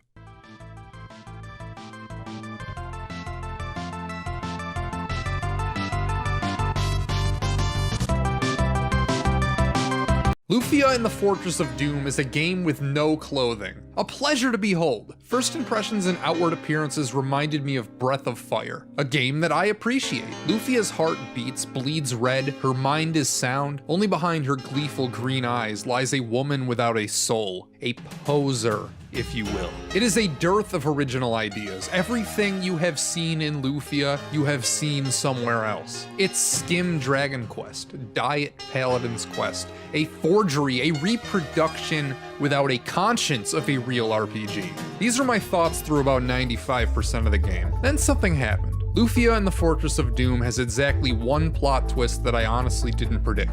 An effective twist is one that could have been solved but wasn't, or at least wasn't until it was too late. And after looking at the footage, by God, the signs were there the whole time. So the game is called Lufia, right? It's like the Zelda series. The male protagonist isn't Lufia, the girl is. The game is named after the main girl. So you know there will be extra special significance placed upon her. She is a typical JRPG backstory. Amnesia, no parents, you know the deal. The overall plot of Lufia in its entirety is that 100 years ago there were these 4 evil guys that almost destroyed the world. But your ancestors stopped them. Present day, and one by one they're being revived. So you need to either stop them from coming back, or more likely, kick their asses after the fact. So 3 of the 4 guys come back, then the bombshell hits. Lufia, who has been in your party since the start, is the 4th evil guy, but she doesn't remember it because JRPG amnesia. So in order to eradicate all the evil energy from the world, in order to stop these evil guys once and for all, Lufia has to die. They lay this out plain as day.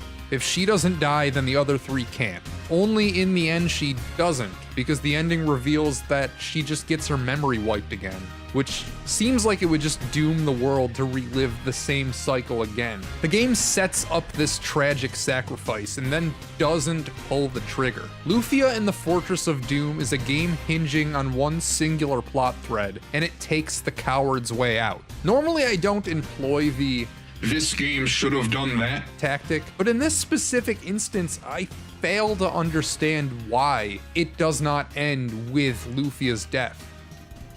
There are 20 minutes of plot at the start, 20 minutes of it at the end, and we're left with roughly 26 hours left as a core. The overall story has almost nothing to do with minute-to-minute gameplay.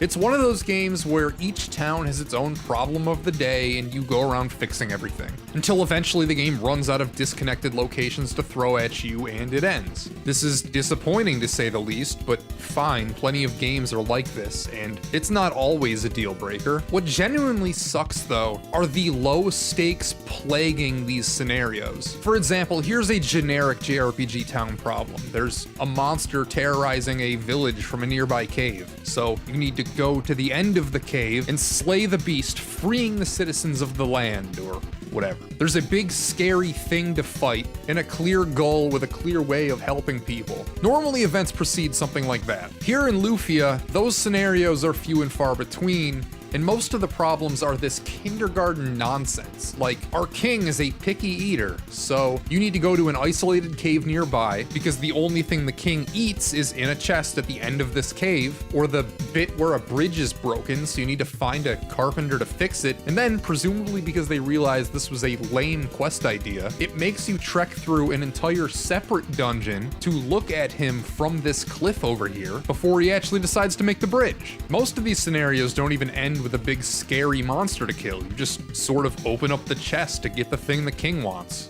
Or the carpenters just do their thing, and that's it. Despite all this, Lufia is surprisingly difficult. I wiped on more than a few occasions. Late game encounters have instant death spells, bosses hit like tanks, you can't buy revives, so until one of your characters learns the spell, you're SOL. And it's not an early game ability either. There's a marked difference between boss fights and regular encounters. Now, there aren't an abundance of bosses, but the ones that are here don't feel brain dead in the slightest. They're an actual challenge. The battle system has a few layers as well. Targeting enemies goes by Final Fantasy I rules, where if you select an enemy and it dies before you're attacked, your character will swing and hit nothing. It also is an approximation of the active time battle system. Though there are no visible meters, trust me, working in the background, they are there. It even has the post-spell select charge thing from Final Fantasy IV, where after you select an attack, it doesn't happen instantaneously. Different actions require a different amount of wait time after you select them to go into fruition. For example, here I select the heal spell on a dead character, knowing it'll take a few seconds to actually cast, knowing that I would be able to use a revive item because those happen instantaneously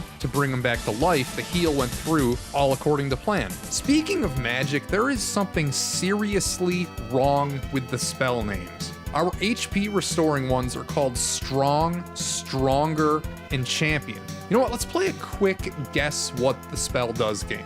The first one, Trick. Raises your attack. What about Vulcan? A fire attack. How's about Rally? It's the revival spell, of course. How about this last one? Fake. Fake raises your agility. There's this dungeon called the Old Cave, and it is the best part of Lufia and the Fortress of Doom. It has a central elevator, 8 floors, and treasure chests littered around. Here's the idea. There's this shop in a nearby town where the shopkeep will put a bounty out on a specific item. He'll tell you which level it's on, and then it's up to you to track it down, bringing it back for a reward. The cool part is that each floor, the further you descend, the more powerful the monsters become. By the time you're at the bottom, you're engaging with late game enemies. To compound this, your rewards, the items contained within these treasure chests, scale as well. Sounds awesome, right? Well, there's a catch. Each floor is gate-kept by your level. Every 5 levels, the elevator man will grant you access to the next floor. When you first get here, you will probably only have access to the first 2, so you'll need to keep coming back periodically. I would have loved this to have been a free-for-all, allowing you to risk yourself against stronger foes. But it doesn't do that, so this fantastic idea is undercut by underwhelming implementation. There's sort of an odd rivalry between Lufia and the other female party member Jaren for your affection, leading to an abundance of awkward scenes. Occasionally something will happen prompting your party to interact with each other. Each character has exactly one emotion, one note that they sing every single time. Lufia, who is always jealous, will say something immature at the expense of Jaren, who is always being a jokester just to egg her on, while you try to be the straight man. And the fourth party member never has much of anything to say, so we'll just ignore him. These interactions don't exactly endear you to the titular character. Did you just say tit? She comes across as a petty brat. The main character is stupid or something. There's this bit where everyone in town harps on about you needing an elf to get through these woods nearby. Luckily for you, there's a quest line where you save an elf from a dragon, one of the few scenarios with actual high stakes. Then the elf offers to join your party, only for some unknown reason our protagonist is adamantly against it. You need to actually go to the forest, see that you need an elf. When you find this character waiting for you at the forest, our hero is still attempting to fight this. As a player, you will put 2 and 2 together instantaneously before you even rescue the damn girl, but our hero fights it every step of the way. It's like there's a flashing neon sign, "Thou shall not enter without an elf." And then one falls into your lap, and you're still like, nah, we don't need an elf. What do we do with an elf? What are you, crazy? A few games you go into with actual expectations. Am I being too hard on Lufia? Yeah, probably. Am I biased? Again, yes, but the world is biased, so live with it. People talk this game up.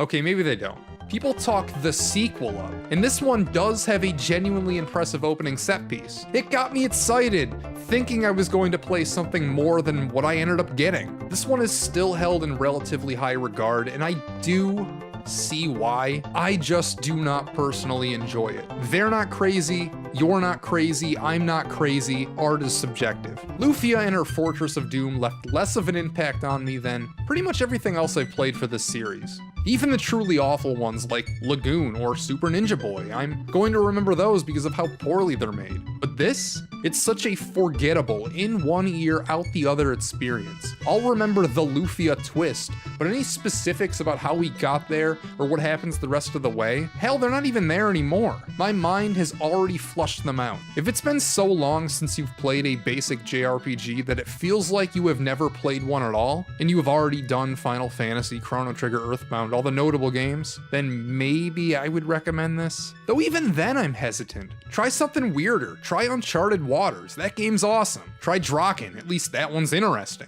Try literally anything else. Again, it's not bad, it's just why play this when you could play anything else? So anyway, never trust anyone who needs a haircut. Goodbye. What's this? Earthbound's long-lost sibling? A cartoon from 1986? One of those trashy weed posters you might find in a 14-year-old's bedroom? No, it's Paladin's Quest, a game about racism? This one is for you, Soul FYR family fun. Paladin's Quest is quite the concoction of fascinating ideas, although I'm not sure everything blends together into as smooth a shake as you would like. It's not that I didn't enjoy, it's more that we're not living up to our potential here. There exist bundles of idiosyncrasies burdening our bottom line. Paladin's Quest is something that I may have enjoyed more in a vacuum, but I've played plenty of these quirky, offbeat RPGs, and I can't honestly say that this has much of anything on any of those. If you put me in a room, gave me a rifle with 2 bullets with this game, Earthbound, and E.V.O Search for Eden, I'd shoot Paladin's Quest twice. Here's something simple that you'd notice right away. You can attack with every body part. You can kick enemies, headbutt them, bash them with your shield. That's a wild, crazy, kooky idea, but it never really comes into play. It really is just fat. In practice, all it really does is add an extra thing, another step between you and your attacks. The battles already take forever, among the longest on average out of anything I've played here so far. This menu may only take a single solitary second, but if you fought 1,000 battles, then, well, you would have lost more time than this entire video. The problem compounds itself as the game goes on because you and your enemy's HP stat far outgains your potential damage output. By the time you get to the final areas, you're running away, not because you can't defeat the enemies, but because they take forever, and the reward just isn't worth it at that point. With all that said, in a contradiction, I do like the "Are you sure" prompt after selecting your moves required to confirm your attacks. This screen spared me many embarrassing shoot, wrong button. Only I didn't say shoot. Or hit. Or button. Or anything, because I don't speak to myself. Actually, that's a lie. I talk to myself more than I talk to everyone else in the world combined. What's the deal with these menus? They're not the worst I've encountered, but they're also not exactly self-explanatory. For example, say you want to use an item, so you hit X to bring up the menu, and then this. EQP and STR are self-explanatory, but rank? Sys? Exit?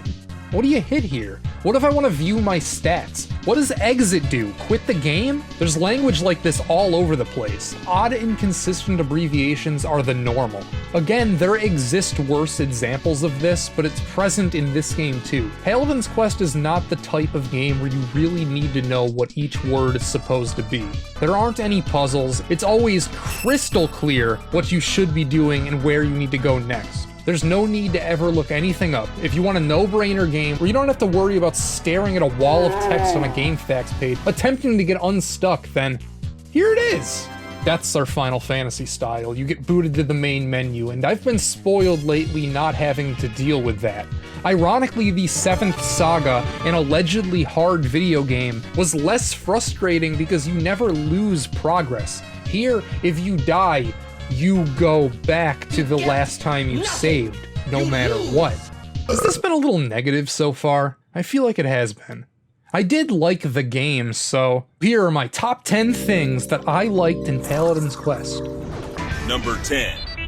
The game occasionally quizzes you on plot developments. That's pretty cool, right? It's a way for the game to be meta, although being that is oftentimes a cheap trick, well, I'd be a massive hypocrite if I said anything negative here, so I'm not really sure how to end this sentence. Being meta is a cheap trick, one that I often employ, but whatever, I like it, it's fun. Paladin's Quest is a game that doesn't take itself seriously. Sometimes. I have more things to say about this though, so I'll just lay them face down for now. And number 9. The omission of an MP meter. This game has magic, it has spells, and just the existence of magic is central to the plot. Hello, it's me, editing the video, and I decided to cut number 9, just because it was originally supposed to be a bit about how there's no MP meter. They handle the magic in this game by having you dip into your HP instead of your MP, and I had a whole bit about like self-harm or like whatever, and I don't feel comfortable really including that segment, so I decided to cut it. I'm not qualified to really talk about that, I don't think. So yeah.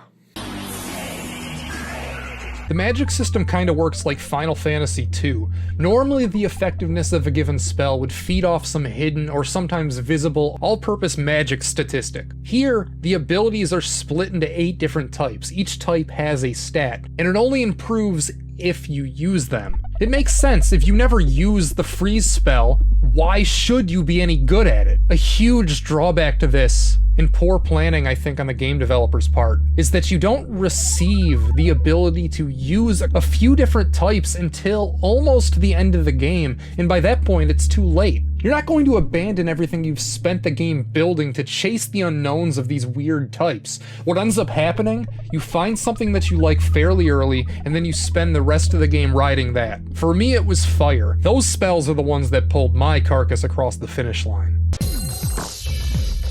Dem graphics. Or to be more precise, dem art style. Paladin's Quest does a great job of putting you places unlike any you've ever been. It's almost like Phantasy Star 3 in a way. That is if Phantasy Star 3 was based on a bright pastel painting. Is that an oxymoron?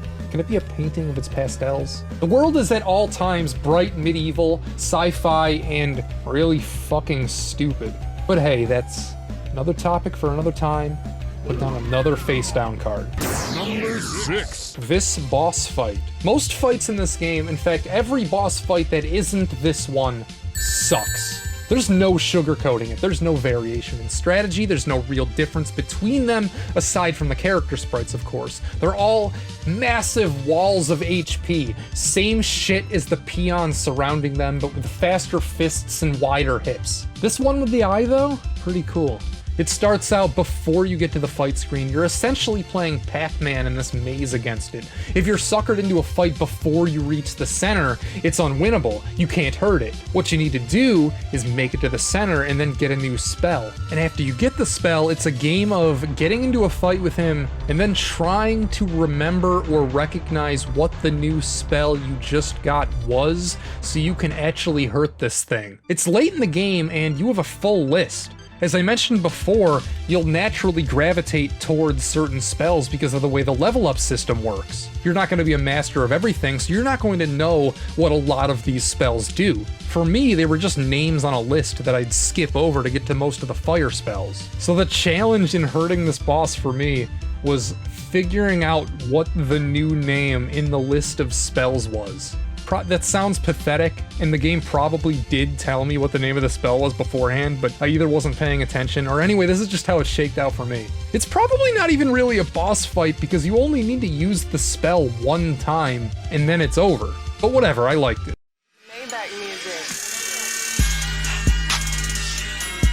How the party system works. You have 2 permanent ones and 2 open slots that you can do whatever you want with. Throughout the world, you can hire these people to join your team. I've heard it compared to Shadowrun on the Genesis, specifically that version, and only that version on multiple occasions throughout the internet. And I'm not really sure why, because the Super Nintendo Shadowrun has almost the exact same system. Anyway, I'm getting off topic. It's a different animal here. In those games, oftentimes your other party members would be more of a short-term help to be used for a single mission. Whereas here in Paladin's Quest, they stay in your party as long as you want them to. You don't have any control over what they have equipped, what magic they have, but they do still level up, and you do still command them in battle. There's no weird auto battle things here. A lion's share of them are unable to heal, which might sound strange, but it feeds into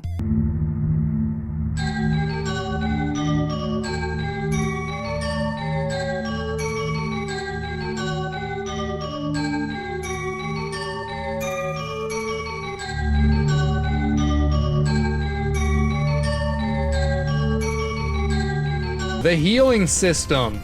Your recovery is limited. It's sort of like, for lack of a better comparison, Dark Souls. In Dark Souls, you have these things called Estus flasks, and once you're out of them, you're essentially out of healing. The only way to get more of them is to rest at bonfires, which restores or replenishes your supply. Paladin's Quest does something similar. You acquire medicine bottles that each are allowed 9 uses till you need to fill them back up at the store. In other words, you can only restore HP with these bottles, and you can only refill them in town. There is no magic which allows you to recover. These bottles are your only way to heal. So avoiding damage is actually important because you can't just stock up on healing potions. The flip side to this is that they were forced to keep the dungeons tiny as hell to compensate. Whether or not that's a good thing, I suppose that's up to you. For me, it's akin to an act of mercy. Games with just complex puzzle box dungeons have their place, and this is not one of those. This is a 19-hour game that could have easily been stretched into 30 if the dungeons had been more substantial. Battling takes long enough as it is, and if you were to combine that with Labyrinthian, Andre the Giant-sized obstacles, it would be a concoction so repugnant even the crustiest RPG magens would scream like Japanese porn people. This robot, he has an assload of health. 3,000, which is about twice what you'll have at the end of the game. He's super strong and just generally overpowered. The drawback?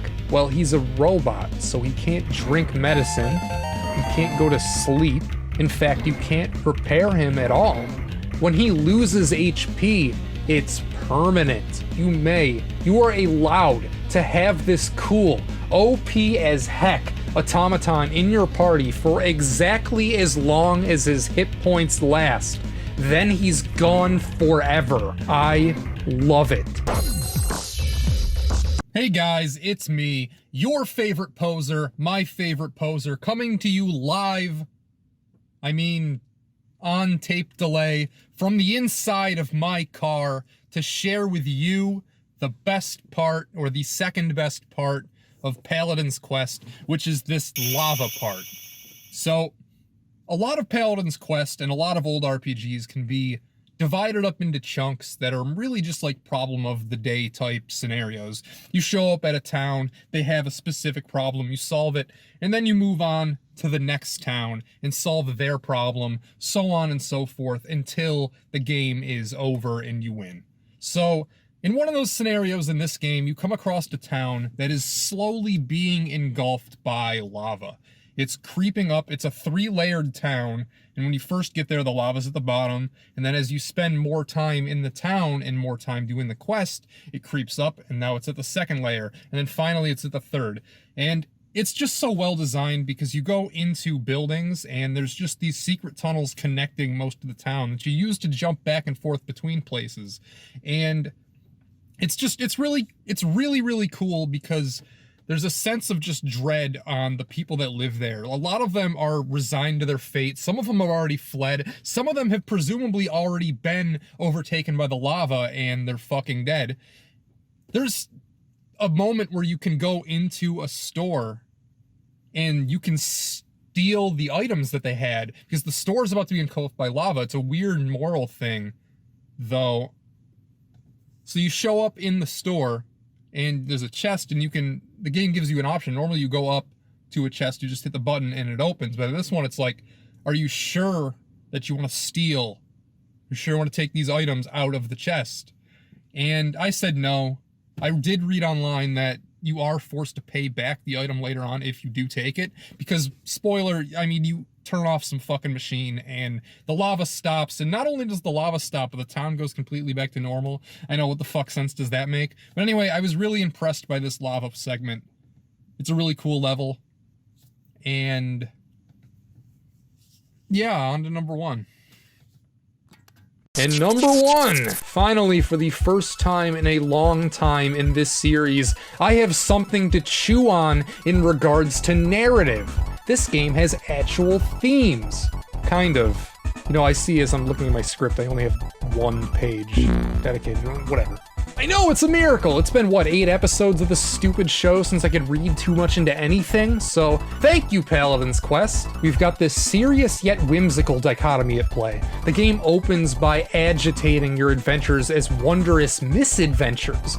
Yet no less than 15 minutes, 35 seconds, and 58 frames after you hit new game, your entire school and the surrounding area fucking explodes, instantly murdering everybody in the confines that isn't you. Crazy, right? It makes you think that you're the one who fucked up and caused all this, but spoilers, no. The guy from the beginning, your classmate, yeah, that's the real big bad. He's the real final boss. He's the guy causing all the problems. The lore is basically that if you climb to the top of this tower, just disaster will befall upon the world. So you're in your wizard school, dared to climb said tower, and when you do, well, yeah, unspeakable horror happens and everything fucking explodes. But it's not even really your fault. The tower is exactly 24 steps away from the school. You put school-age kids in a position to destroy anything, and they'll do it. This is the second game in a row involving a time loop. At one point, you pull this sword out of a dragon. Well, it turns out the sword was there because you're the one who put it there when you traveled back in time. Also, could they not have paused the random battles for just a second in this scene? It sort of ruins the moment. This magic dragon talks to you. There's a real moment of payoff that you're gonna put the sword that you found earlier on in the game back. It's a cool moment, but I get into a fucking random battle in the middle of it. The game has a silly Dragon Quest reference. You're in this very NES looking room with a guy asking if anyone needs to be revived, looking kind of like a priest from Dragon Quest. Well, Paladin's Quest doesn't let you have a dead party member outside of battle. If at the conclusion of a battle one of your party members is dead, they will always be revived with 1 HP after it's over. Meaning that he can't possibly fulfill his purpose in this game. And embarrassed that he turned up in the wrong game, he scampers off and trips. Because haha, funny trip, I guess. Considering how bright most of this game is, it's especially striking when it isn't. Take the destroyed towns or the racist ones. Oh yeah, I promised racism. Well, here's the racism. The game world is divided into 2 continents. You're from the north, everything is bright and colorful. Yellow is the dominant color, the people are really nice, cool, and understanding. Politically, it's divided up like most standard JRPGs, with each town seemingly their own independent entity. There's no monarch or no presidential figure running the things behind the scenes. The southern continent is a dictatorship. The color palette is dour, with gray being the main color. The NPCs are hateful. They abhor you, and simply because you're from the northern continent. You can't sleep at the inns, shops refuse to sell you items. Well, there is this one place where you can rest, but you'll have to stay the night in our barn with the pigs. Well, that's all I got. Racism is dumb. Paladin's Quest is alright. Never trust anyone who needs a haircut. 800 subscribers, what the fuck? Actually, that's pretty cool. Thank you, each and every one of you, if you watched this video all the way to the end. And I'm presuming if you did, you probably are subscribed, but if you're not, do it. Do it. No, sorry, thanks for 800. Shadowrun on the Super Nintendo is a game where you hire people to follow you around until there's something genuinely threatening, in which case they'll say, "I think I've earned my money, Jake. See you later." Hey, I'm Jason Graves, and never trust anyone that needs a haircut. Since the inception of the live system in video games, death would represent the end of 99% of your virtual avatar's journeys. Death is the most frequent outcome when you pick up the controller. When you play a game normally, where you die is when you stop. In Shadowrun, the death of our hero marks the dawn of his shady odyssey. Shadowrun is a game that takes place post-life, in extra time. It's a game that happens after the point at which most stories end.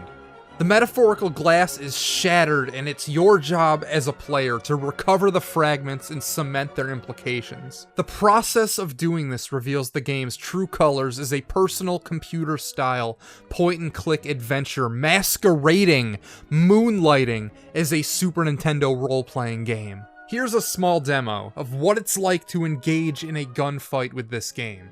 I like to imagine that aiming your gun this way was the developer's way of emulating the feeling of the frantic, kinetic anxiety of what it's like to swiftly pull your gun out from a holster and lock onto a target. When the bullet hits the bone, this is a PC-style game running on the Super Nintendo. That alone is deserving of my applause, but what I really admire about this game is how it melds itself into the RPG genre so well. You have actual decisions to make when leveling up your stats. Do you want a character that focuses on firing guns or firing spells? Early on, I was at the obligatory RPG arena section and wasn't strong enough to hold my own in the fights. A real question I had to ask myself is if I would rather upgrade my weapon accuracy or my maximum hit points. How you level yourself never changes the bottom line. Most fights. No. Not only most fights, most boss fights are an exercise of standing still and pressing A.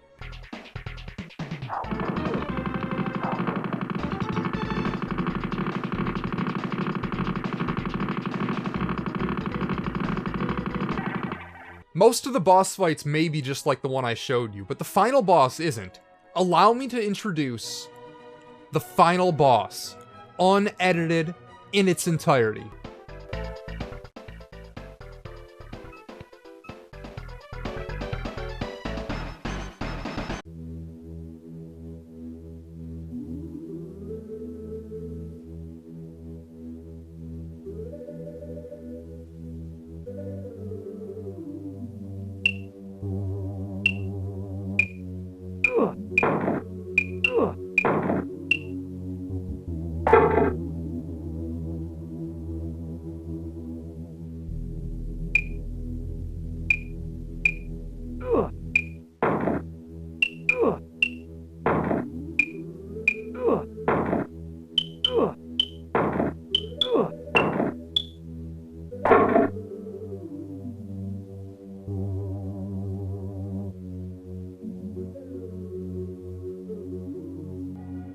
As you may or may not be aware, before it was a Super Nintendo game, Shadowrun was a Dungeons & Dragons style pen and paper RPG.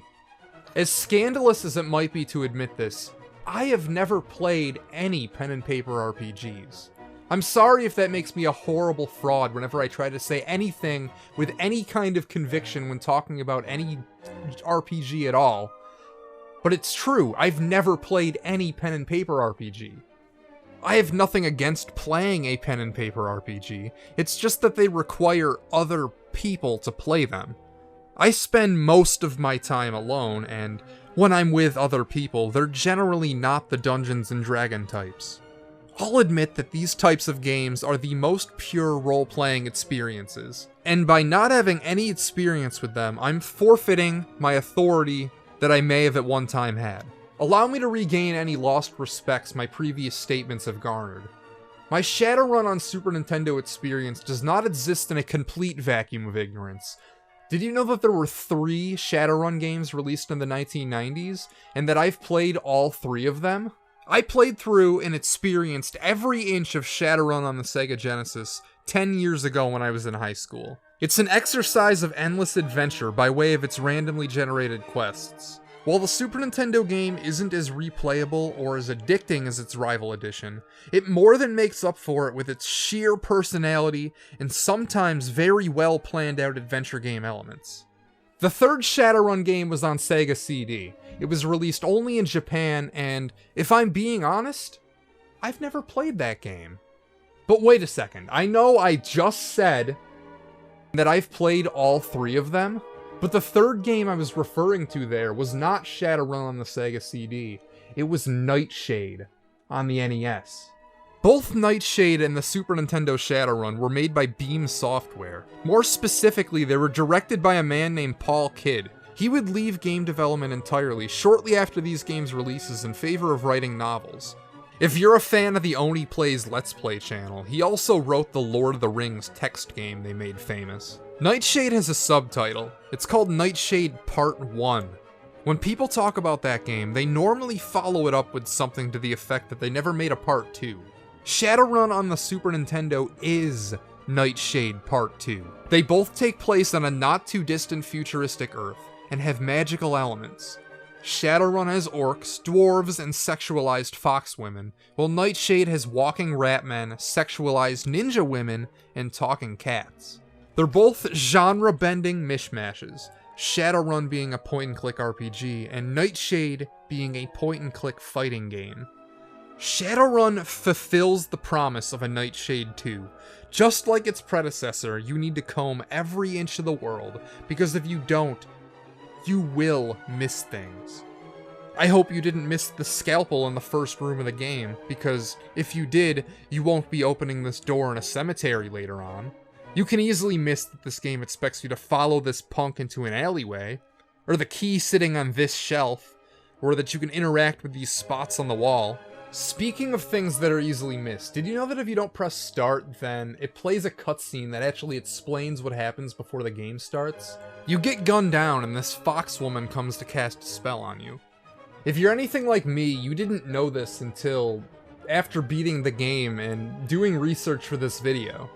This game does the Majora's Mask thing, where it doesn't let you save until you feel around and figure out a segment of the opening space. In Zelda, you have an entire 3-day cycle to figure out how to get your ocarina back before the game lets you save. Shadowrun doesn't have a hard timer like that, but it does have a soft one in the form of your health bar. There's no consistent way to heal yourself until you regain access to your apartment, which also doubles as your first save point. Later, there's a similar scenario involving a bomb squatting inside your brain, threatening to blow you up in 30 in-game hours. During this part, wisely, the game doesn't let you save. You play as a man named Jake. Atypical to the traditional RPG customs, you cannot rename Jake. He is the most unpopular man in video game history.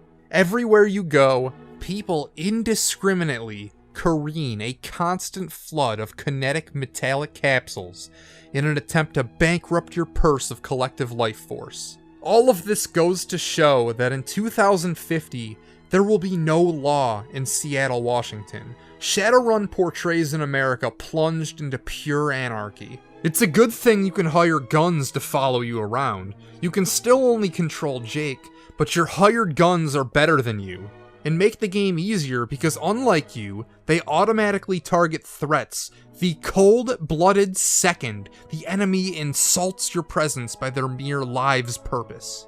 Most of the time, or at least in any modern game that's this open and expansive, they would be cordial enough to provide you with a map. Heck, if you're Grand Theft Auto 5 or Red Dead Redemption 2, they literally mean provide you with a physical map.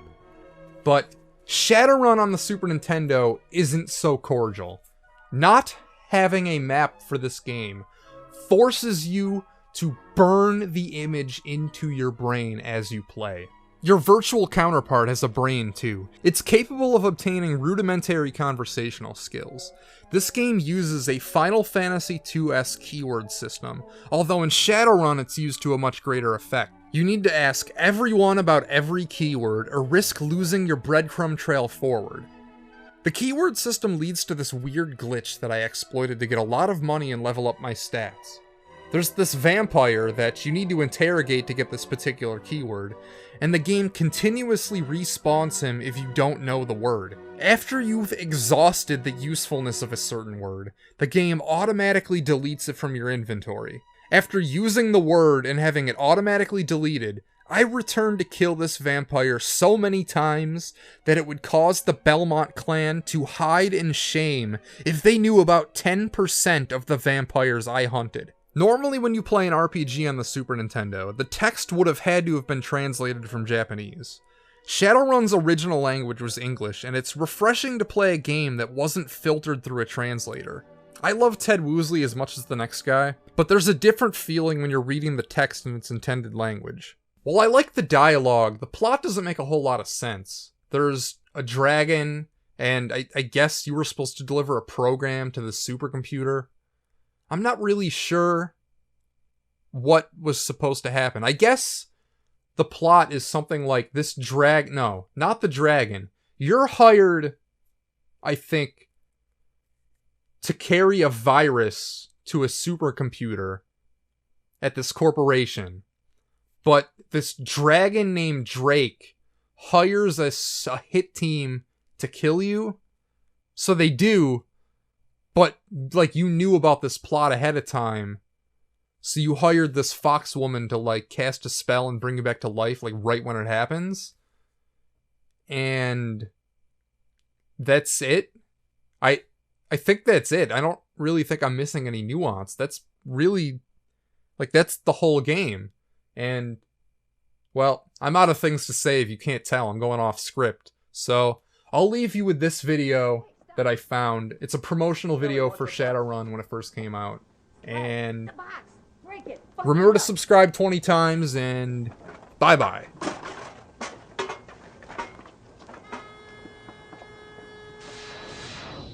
No problem.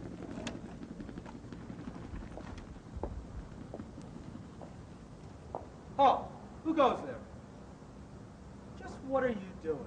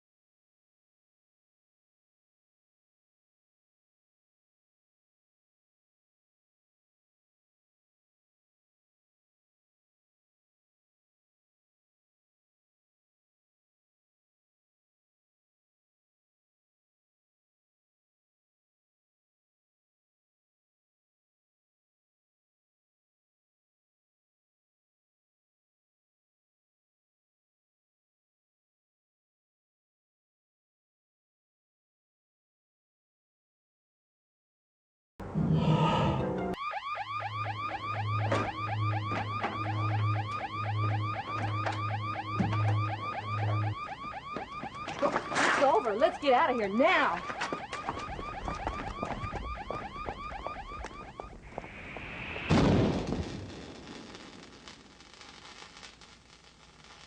Warning! The following is a negative review of a game that most people like. Hi, I'm Jason Graves. Never trust anyone who needs a haircut. And Soul Blazer sucks. Okay, maybe it doesn't suck. Disappointing would be a more accurate descriptor. I didn't go into this expecting to dislike. I do like the developers. Quintet previously created ActRaiser, and I love ActRaiser. Everyone who talks about Soul Blazer only has good things to say. An underrated action RPG, they'll say. The story and gameplay are arguably more solid than Quintet's other works, they proclaim. I'm going to be the asshole. Fair warning, this is going to be 10. Minutes of me howling my criticisms into the black void that is the 50 to 60 people that actually watch my videos. Soul Blazer is very much a revisiting of ActRaiser. There are many analogs and parallels, both surface level and beneath the crust. It reuses sound effects, copies and pastes the same life bars and font. Both player avatars are human-like manifestations of a deity referred to as the Master. Both games have the same overall goal, which is to resurrect the world, and they both revolve around sealing monster lairs to ensure the safety of your townspeople. And finally, both games are divided into two distinct types of areas. Soul Blazer's two area types are the traditional JRPG town, where you trade items for other items and meet progression prerequisites by doing some combination of the two. Let me know, preferably in the form of an algorithm helping comment, if the following sounds like fun. The main gameplay loop of Blazer is kill every enemy in the combat zone by standing slightly off center of the spawner and mashing B. Once you farm a spawner of its inhabitants, someone in the town is revived. You move on to the next one until the entire town is brought back, and you do this 6 times until you've conquered the video game. That's all you do. Farm monster spawners. That's the core mechanic. Both games begin with you in this odd post-apocalypse situation where God returns to the world, but everyone is dead. In ActRaiser, you're literally recreating the world. The inhabitants start from scratch, almost as if no other people had ever existed. For example, they, as a society, don't even have music until they invent it themselves. ActRaiser is the rebirth of the idea of humans. On the other hand, Soul Blazer literally has you revive each individual person one at a time. You're still resurrecting the world, but the people are still the same ones from pre-apocalypse. You're not giving humanity as a whole a second chance. You're giving the individuals a second chance. The thing that strikes me as odd, and why this approach doesn't work as well, the people continue on as normal. To them, nothing has changed, but it doesn't quite add up because they're aware of death toll in the apocalypse, yet they still continue to live their lives like nothing happened. Imagine that this game's plot is represented by a book with 10 chapters. Those 10 chapters represent the story in its entirety. 8 chapters into the story, humanity is wiped out by death toll, and you come down to pick up the pieces. You jump into the story after a lot has already happened, and the game simultaneously has you muckraking the downfall of what happened in the first 8 chapters, while the plot is at the same time marching forward through the last 2. You essentially need to revive everyone so those chapters can happen. Another difference between this game and ActRaiser, the latter had separate vignettes for each sub-area, while here it tries to tell one longer story. The problem is there isn't enough content to carry the entire game this way. The plot of Soul Blazer would have fitted in nicely as one of the segments in ActRaiser, but as an entire game it feels remarkably thin. Nothing much happens until you're in the last couple of areas. ActRaiser also has better individual moments that stand out and stick with you, such as the boy Teddy or the man who gets lost in the desert. Soul Blazer hinges its entire plot on a character named Dr. Leo. The NPCs build him up through the entire game, but when you finally meet him, he has about 2 lines of dialogue before he suicide bombs some random soldiers. The entire sequence doesn't make any sense. Dr. Leo tells you to take the key to the airship so you can escape from the pursuing enemies, but then he suicide bombs them. They're all dead. There's no reason to escape now. You still need to ride the airship for some reason. It takes you to a boss fight, which is admittedly my favorite fight in the game, but there's no reason for it to exist, because when you beat him, you just bring the airship back to where you came from. You just escaped from nothing to kill a bird that was never mentioned before and will never be mentioned again, all so you could end up in the exact same place.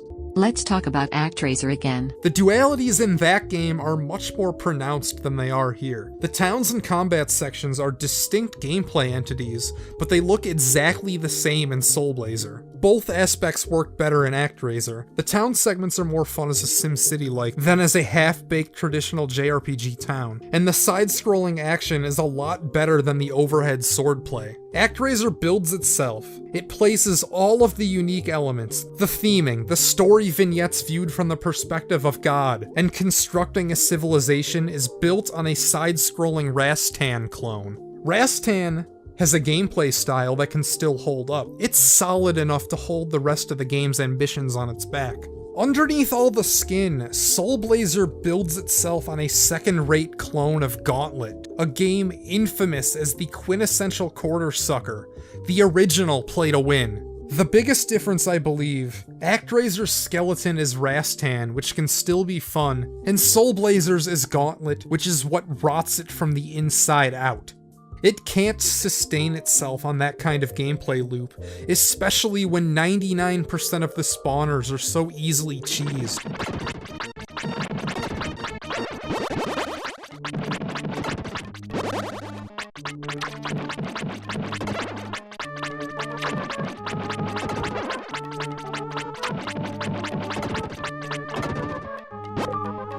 The main mechanic is to destroy all the monsters. You can't play it as a stealth game. You can't avoid any of the enemies your first time playing because you never know which ones revive the important NPCs. The entire game devolves into standing slightly off center of a spawner and continuously attacking until you win.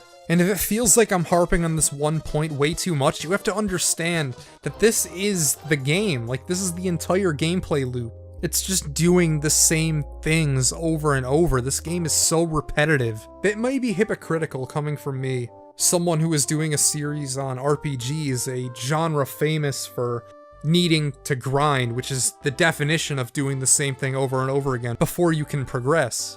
And honestly, if you feel that way, you might be more correct than I am. I'm just one guy and I feel a certain way. People praise the story, but honestly there's not much to it. It's a typical Mankind Gone Too Far plot. It's about a scientist who keeps inventing things until one day he invents a way to communicate with the devil.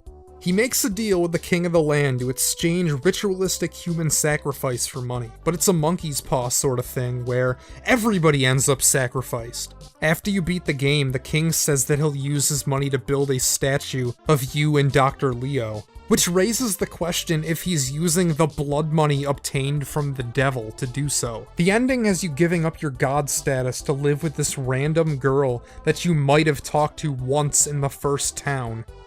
There's no worthwhile consequence for dying. You lose all your gems, which act as this game's magic points. Only you almost never need magic, so it doesn't end up mattering hardly at all. The backtracking at the end of the game is terrible. Just before you can challenge the final boss, you need to backtrack to find these two specific items that are impossible to obtain the first time around. So you spend a chunk of time running around all the past areas like an asshole, looking for monsters that you weren't able to kill with your equipment at the time. If your sword isn't powerful enough, there are multiple spots where you can't even damage the enemies. So you either needed to have the foresight to write these spots down, or you need to look them up where they are online. After getting all this out, I'm not sure I disagree a whole lot with the pervading opinion. Honestly, my assessments seem largely the same, but my conclusion is somehow different. The common rap is that Soul Blazer is good, but it's not like anybody tries to claim that it was one of Quintet's better games. This is one of those cases where playing every single game in the SNES RPG canon will give me somewhat of a unique perspective. Most people look at this game in the context of everything else Quintet would go on to make, and they see a prototype version of better games that don't yet exist in the purview of this series. If you count Shadowrun, which I technically did before thinking of this series, Soul Blazer is the 7th Super Nintendo RPG I've looked at. With that context alone, I'd rank it above Lagoon for sure, but somewhere below the likes of the next few games like Arcana and Drakkhen. It's a small sample size, but 6th place out of 7 places Soul Blazer firmly below average.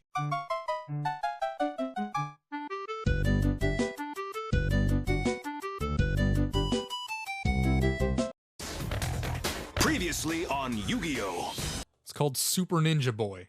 If there's anything I hated, anything in the whole series that I've hated so far, it's that one. Super Ninja Boy sucks. And now, back to the show. I am Jason Graves, and Super Ninja Boy is the golden corral of video games. Buffet-style morsels whose collective flavor could in fact fool your grandma's sensibilities, whose palate has been diluted by a full lifetime of trans fats and cigarettes. For anyone else, saying the food isn't as good as it would be at a real restaurant would be an understatement so monumentally huge in its verocities that it makes my skin crawl. It's an unholy mash of an RPG, a beat-em-up, and a platformer. Super Ninja Boy is a wretched, cheap approximation.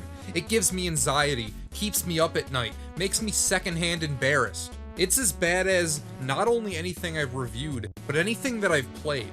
Now on paper it sounds cool.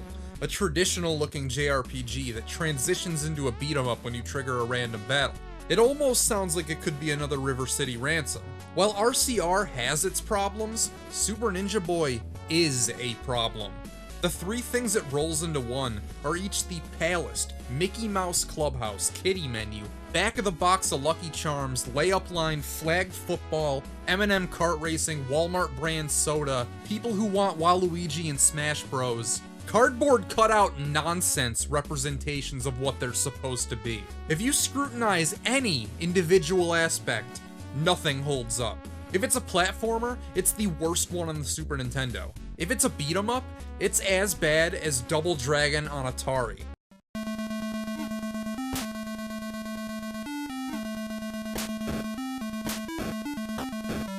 Most relevant to my series, if it's an RPG, it's pathetic, bog standard, the definition of nothing to write home about. If I wanted steak, I'd go to a butcher. If I wanted chicken, I'd go to the coop. If I wanted pizza, I'd go to my local pizzeria. Hell, I'd go to Pizza Hut. Super Ninja Boy is to pizza what the 75-cent frozen special at Walmart is. It's the week-old KFC leftovers. If I wanted the platformer, I'd order Mario World. The beat-em-up, Final Fight. The RPG, well, anything else. I want to lead this off by saying something nice before I really tear into this. It is unique, at least conceptually, and it's not as ugly as the last ninja game I played. I wouldn't call it handsome, but Super Ninja Boy isn't Quasimodo either. It tries to have a sense of humor, and sometimes, intentionally or not, it succeeds. The game opens with almost a Richard Nixon joke. Well, actually it starts with the titular boys falsely advertising their abilities to rocket their limbs as a projectile. Truth be told, the funniest thing about Super Ninja Boy is that it's a Super Nintendo game that uses password saves. We've got three flavors in one, a real Neapolitan, so allow me to examine this game in order of reverse importance.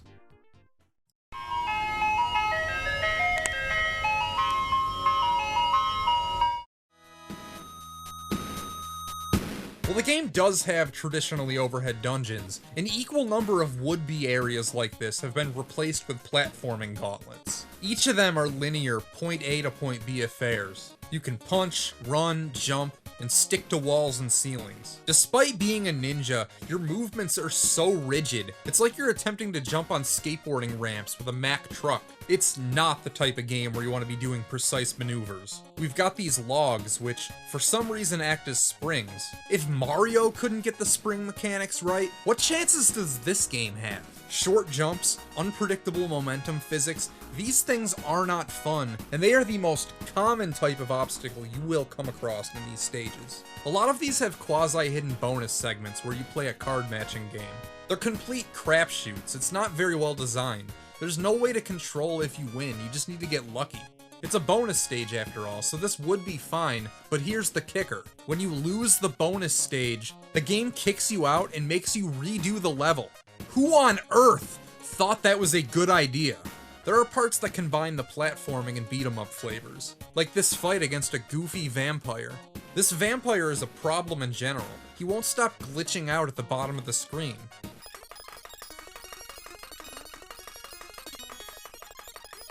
That guy's not coming back up here. There's this part where you come across a wall of spikes that's too low to limbo. It's not like your character can duck, so how am I supposed to get past it? This leads me to my most scathing point about the platforming. The developers knew it was half-baked, but included it anyway. There's this item called the Dragon Egg, and it almost acts like the P-Wing or those permanent invincibility power-ups from the newer Mario games. You ride on the back of a dragon, can fly, can't get hit, and it essentially allows you to skip the stage. Well enough. You would think the item would be exceedingly rare, right? Wrong! You can buy them in every store, in every town in the game. And on top of that, they're one of the cheapest items, costing only 20 ninja dollars. There's even a guy in a cave who gives them away for free. And most confusing of all, you can hold a shitload of them, meaning that there's never any reason to do any of the platforming in the entire game. The bonus stages aren't even locked while you're riding the dragon. You can still go in there. These platforming parts are lousy, so much of an afterthought to the DNA of Super Ninja Boy that the developers intentionally and made readily available a way to skip them. These should not have been in the game, and Culture Brain Incorporated, the people who made this, knew it.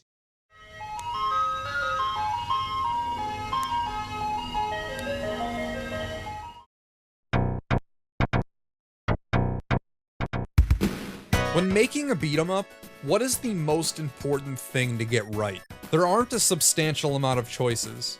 Interesting enemies, a large array of moves and techniques to use perhaps? I'm going to suggest that it's the hit detection. It's the first thing you notice, and if it's bad, you'll never completely adjust. Seconds after getting into your first bout, you'll notice something is horribly wrong.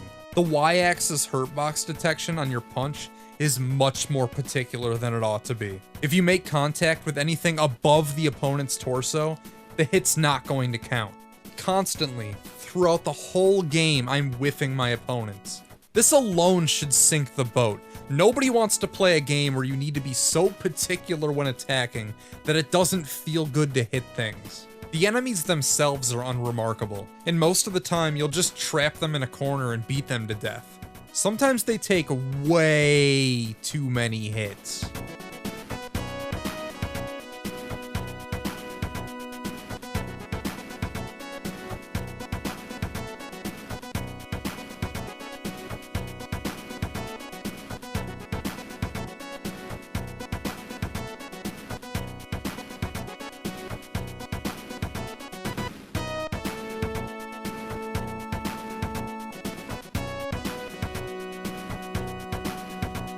What's really strange to me is that you don't beat up all the enemies on the screen. For example, say you get into an encounter with 8 guys. You'll kill 6, and then the other 2 just disappear into a cloud of smoke. Before you get into a fight, there's a predetermined number of enemies you need to defeat. But instead of only spawning that number into the arena, the game will fill up the screen with as many as possible. But all the excessive ones vanish once you hit that kill count. It's not really a flaw, just a strange observance that I couldn't rationalize. Another thing that's strange is sometimes you're just minding your own business, and a giant flying ape will appear. He just goes from one side of the screen to the other, and you can just walk around him. So, I don't know what that's all about. This game has weapons for sale in town. I was buying them, remembering to equip of course, but when they didn't appear on my character in battle, I assumed that they represented a passive upgrade to my stats. That is, until I discovered that even though you already have your weapon equipped, when you get into battle, you need to open up the menu and select your weapon again. Why would I not want to use my weapons? They don't break. There aren't any enemies that require you to use your fists.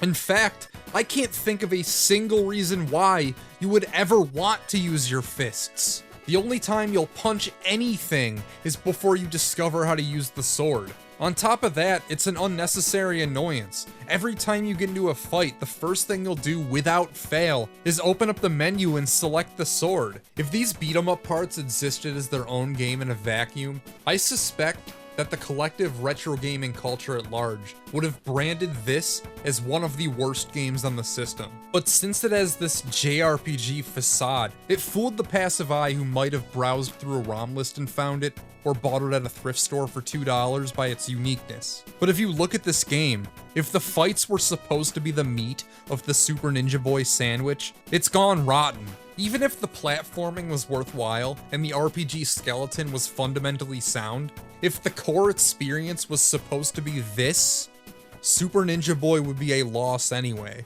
If the main thing you spend most of your time doing isn't fun, if it's not fun, why bother?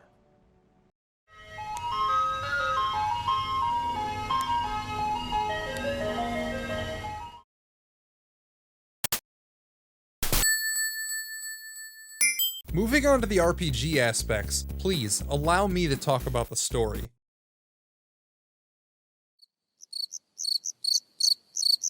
Get the 7 balls. Super Ninja Boy suffers from many of the typical lazy JRPG tropes. Things like every shop and innkeeper being the exact same guy no matter where you are. It reuses the same buildings copy and pasted throughout the world. It reuses the same screen inside multiple dungeons. Here's an example where they do it for consecutive rooms. Every town is a small, rectangular area with every NPC facing the camera, shuffling in unison.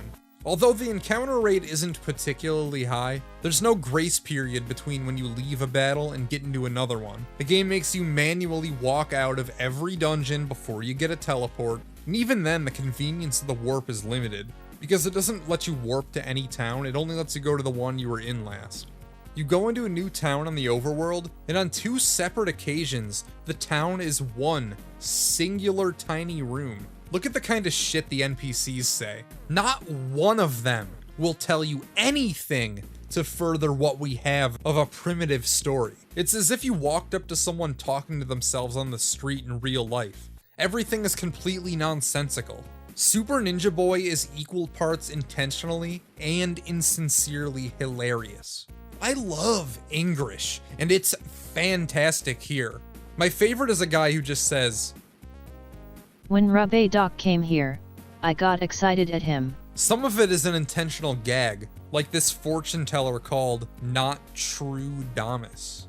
If there's a silver lining, it's that this game doesn't take itself too seriously. There are some fun one-off challenges like this bit with the flashing names. These names are flashing at incredible speeds on the left here, and you need to pick up the names that aren't included. Some of the boss battles forgo the beat-em-up style and are turn-based. These get the job done and are a nice change of pace, but most of the time when they happened, I'm unprepared and got wiped. So the thing that's been the most surprising about doing this series is the lack of actually bad games, because this is the 15th one. Well, it's the 14th episode, but it's the 15th game that I've done. And really, just most of them haven't been anything special, especially lately. But 2 of them, the one that I just reviewed and Lagoon, are clearly a cut below the rest. And hold on, there's some cars going by. So that begs the question, what is worse, Lagoon or Super Ninja Boy? So I'm gonna break this down like an IGN review from 2006.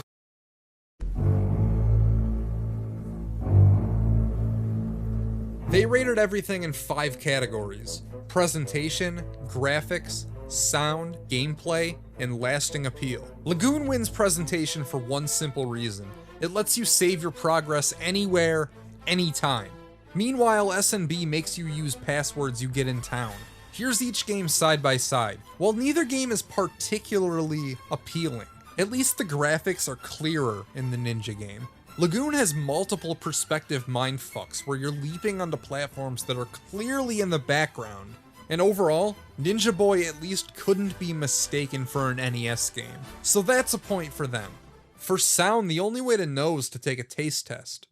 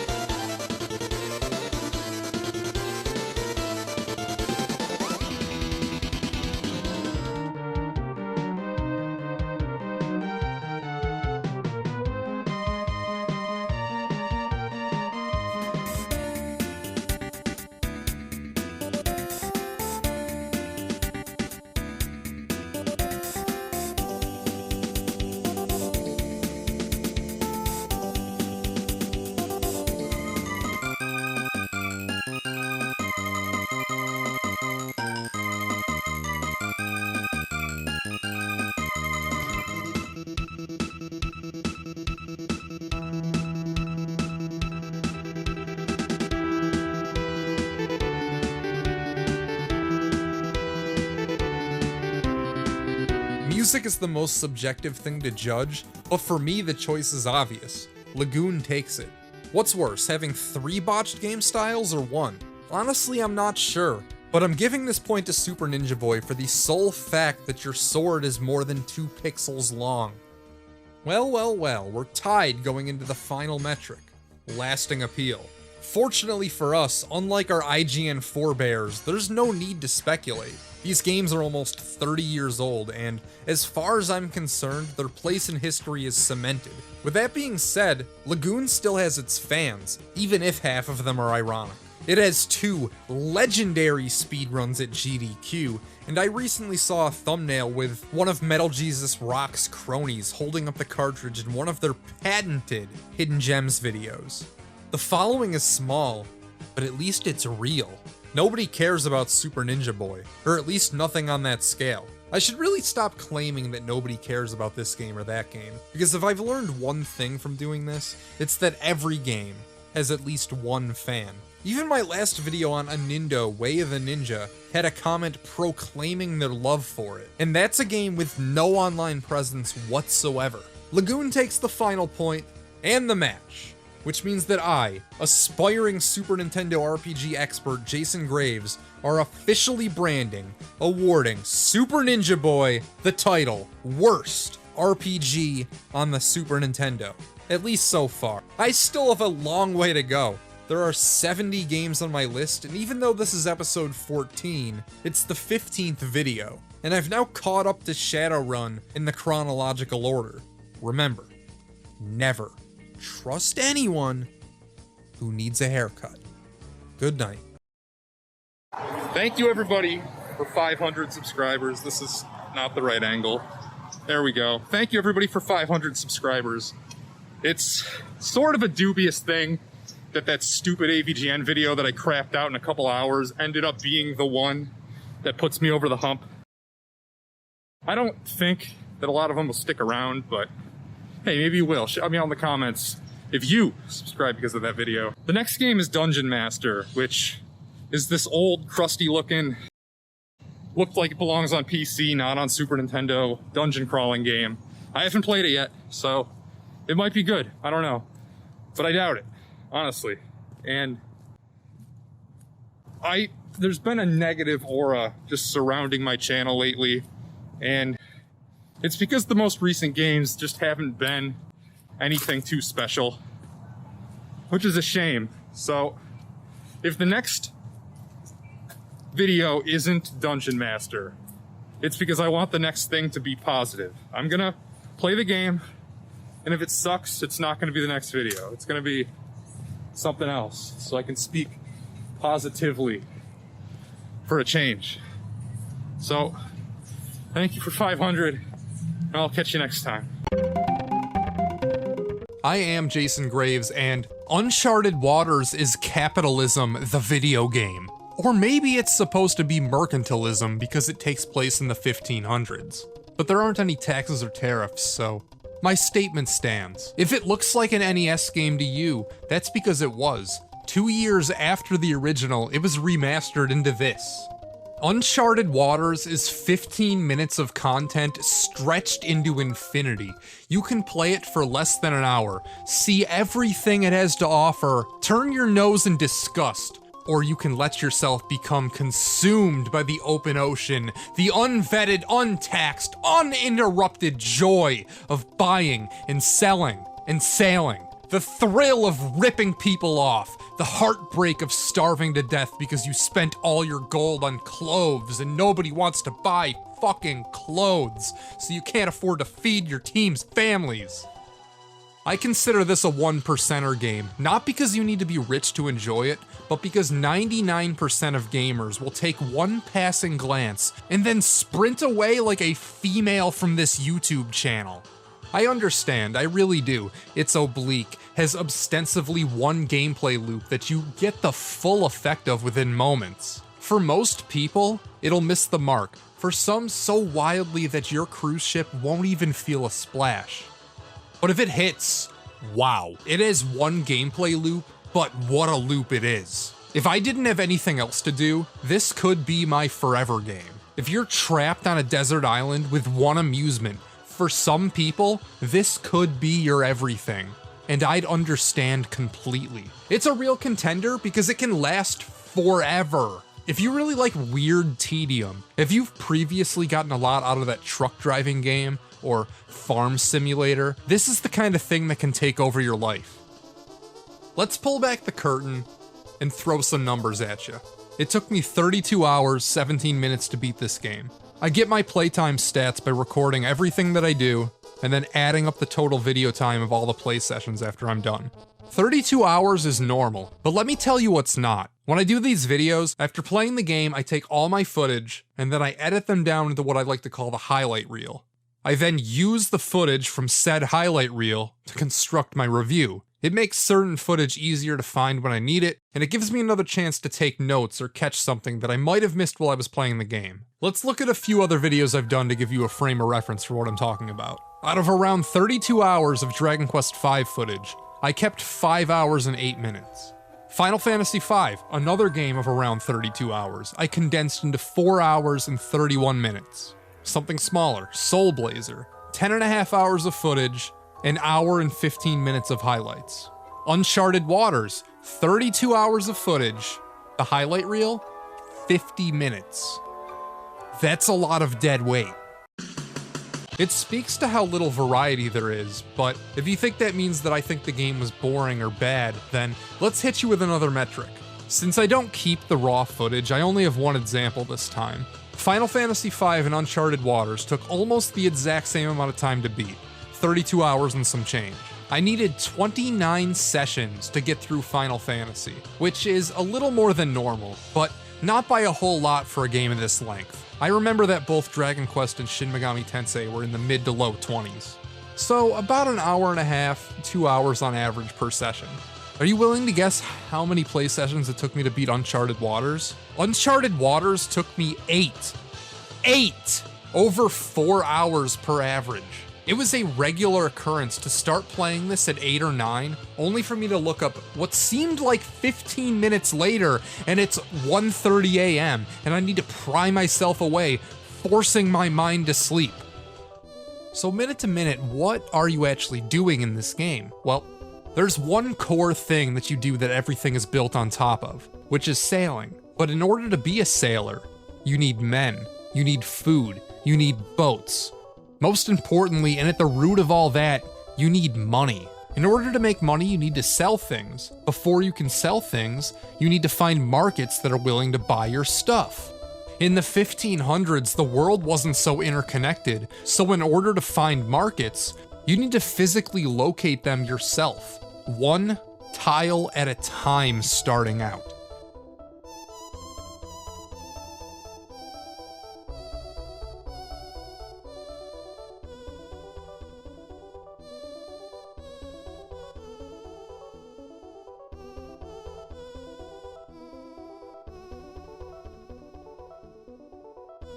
Once you find someplace to sell, you need to find something to buy. Along the way, you'll realize that you're hardly making any money because your lone inherited ship is just too small. It all comes back to money. Uncharted Waters is a game where you buy and sell commodities. You need to play the local economies to your benefit, which means that you need to do research. Talk to NPCs and remember what towns sell what items. Don't buy the grapes in Seville for 40 gold because the ones in Valencia are 30. When you get another ship, you're going to want more places to sell your goods because if you flood Bordeaux with too much sugar, you're not going to be able to profit there anymore.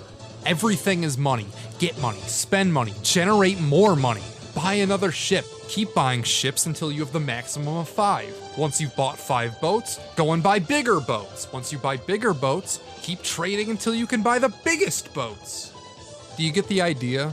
It's almost like a glacial interpretation of Wall Street Kid. Instead of the transactions happening instantly, you need to clunkily sail for tens of minutes at a time to get to your buying public. Although, I'll admit, it's not quite as in-depth or as intimidating as I'm making it sound. You don't have to memorize specifically what each individual port sells, because there are different macro economies throughout the regions of the world. Europe is where you want to sell most of your stuff because they have the most money. A formula of taking something you can't buy in Europe, i.e. coral, which can only be bought in the Caribbean, and selling it back there is a surefire way to game the system. But everything isn't bulletproof. For example, don't get stuck without money in South Asia, because there's no way to make that back. Everyone's poor there, so they're not buying your wares at a good price. But what's worse is that the stuff they sell is worthless. It's for dummies. You can buy cloves, pepper, or nutmeg, but nobody wants that shit, so you're gonna be stuck with dead inventory as your crew starves to death as you desperately attempt to paddle back to Portugal. Something that you might not know about me is that I do and always have loved maps. I was that weird kid who could recite the capital to every state by the time I was 5. I had any and every map I could find tacked to my walls. The classic map of the world covering an entire side. USA, Canada, the great state of New York, fucking shopping malls. No joke, shopping malls. I couldn't get enough of them. Uncharted Waters uses real-life locations, and not having an in-game map speaks to my soul. It's like I've been studying my whole life to play this game. When somebody asks me to sail to Istanbul because they want to import some artwork, thanks to my innate knowledge, I naturally already know where to go. After playing 3 sessions, 11 hours, I wondered aloud. I have trade routes that print money at will. Now what? The opening cutscene makes your overall goal clear. You want to marry the Princess of Portugal. She's apparently drop-dead gorgeous, and you won't settle for anyone else. The game has 2 endings, one where you die of old age, alone and probably miserable, which I'm not going to show you because in this case, I am not a failure, and succeeded. To marry the princess and win Uncharted Waters, you need 3 things: money, fame, and a political rank high enough that the King of Portugal will let you marry his daughter. Wealth isn't an obstacle anymore, so the gameplay loop at this point needs to change slightly. In an attempt to gain notoriety, we've transitioned from merchant into explorer. It's time for worldwide expeditions. Every town is the exact same layout: a bar, an inn, a shipyard, sometimes a store and a castle. Despite being exactly the same in function, I find the slight differences somewhat endearing.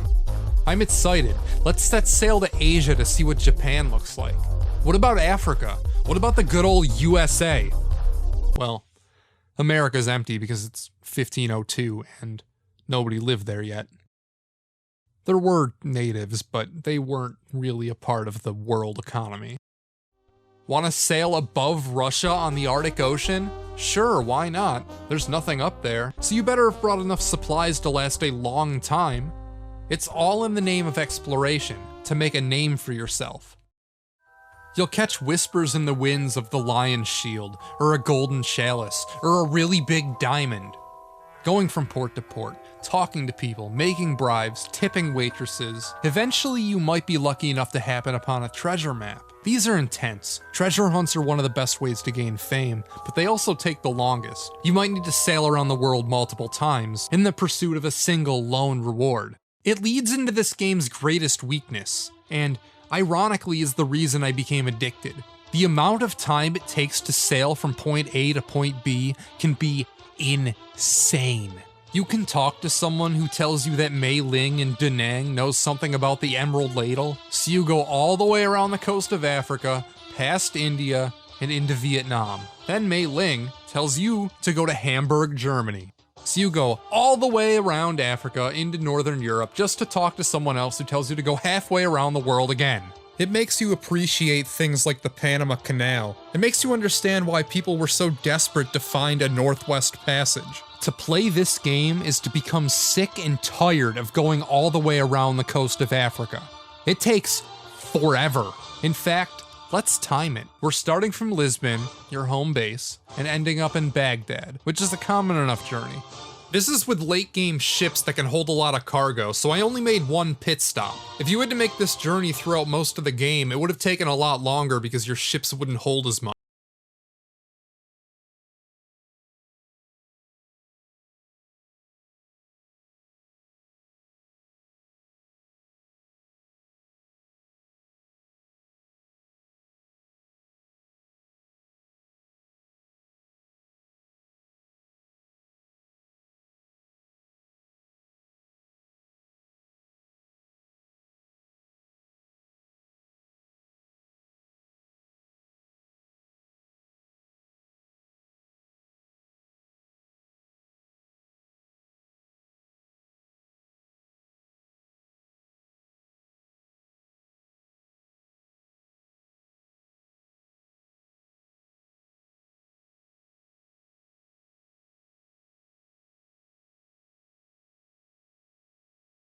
1.5 minutes. And that's not even a particularly large example. It takes a long time to get anything done. The only redeeming factor is that it's not the type of game you need to focus on 100%. You can watch YouTube or get something else done while you're playing. You've done your share of treasure hunting, exploring, so now you're rich and famous, but that's still not enough.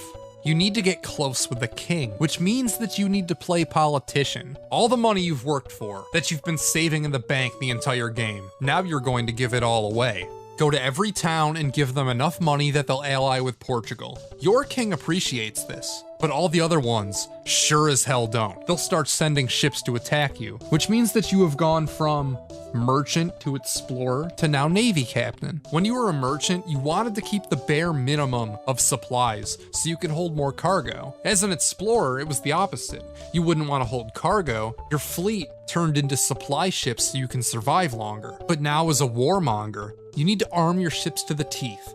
Hire a militia, a wave of men to help you fight. Not only do you need to pay for the men, but you also need to feed them, which makes the war phase the most expensive phase of the game. Eventually, through sheer will, your persistence will pay off. The king will not only let you marry his daughter, but he relinquishes his throne to you. I unironically enjoyed this crappy game. So, what else is new, am I right? I hear the sequel is even better. So that gives me something to look forward to when I get to that. Well, that's all I got. As always, never trust anyone who needs a haircut. Good night.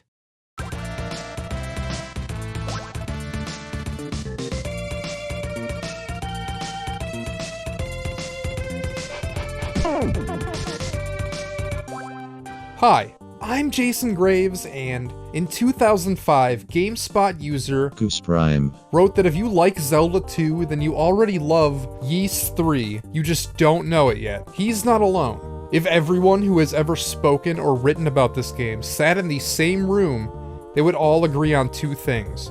Firstly, that this game is quote-unquote like Zelda 2, and that you should never trust anyone who needs a haircut. The comparison goes like this. Zelda 1 was top-down, Zelda 2 is a side-scroller. Ys 1 and 2 were top-down. 3 is a side-scroller. While it's not completely inaccurate, I don't consider the example wholly sound. Being quote-unquote like Zelda 2 is not the sort of attention you would ever want to bring to this game, because Zelda 2 is a masterpiece, and this game will come in second place. On the other hand, if you think Zelda 2 sucks, then all Ys can hope is to look slightly better than a game that you have inaccurately characterized. It doesn't matter if you like Zelda 2 or not. We can find a better comparison. For example, the same people that made this made Faxanadu, and the Smoking Man NPC makes a cameo as a shopkeeper.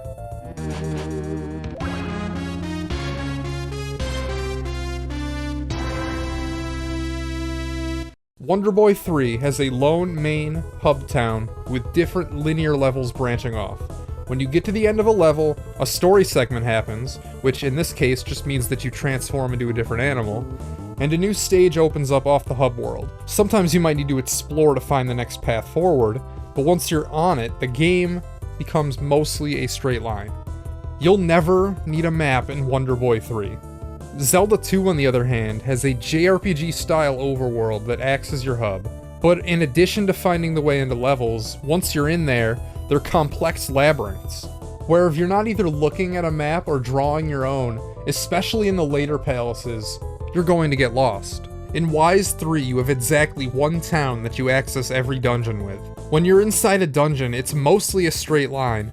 Every branching path exposes itself as the false prophet either 1 or 2 screens in. When you beat an area, a story segment happens and you gain access to the next dungeon. There are no puzzles in Ys 3, you never need to explore to find your way into the next area. Ys doesn't have one cohesive world, it has 6 disconnected levels that you access with a static overworld screen. An area that this game doesn't compare to either is the combat system. There's no feedback when hitting or getting hit by anything. This is the antithesis of a game that is quote-unquote like Zelda 2. Both games have a level system, but Zelda is designed much more like an action game. The levels are there to help a stuck player instead of hindering progress or stretching out the playtime. In Zelda, there never is a point where you can't reasonably win with your skill alone. If you learn how to fight enemies, you can effectively ignore the experience points. And if you never learn how to fight, you could potentially grind levels and brute force your way through. The level system in Zelda 2 is a background element. In Wise 3, the entire combat system is a numbers game. It boils down to the main difference. Wise 3 treats the player and every enemy as a ghost. You are both interacting and not interacting with them at the same time. Interacting in a sense that they'll reduce your health bar, but you'll never be bounced around, and a hypothetically invincible protagonist with maximum instantly regenerating health could walk in a straight line from the opening cutscene to the final boss. The mastery of skills to be had in Zelda, or even Wonder Boy, are almost impossible. The results of all your combat encounters is directly correlated with your level. You butt swords with the enemy, and either they die at a rate where you can sustain your HP through the whole dungeon, or you can't and you need to level up some more. The level system exists solely to stretch thin this game.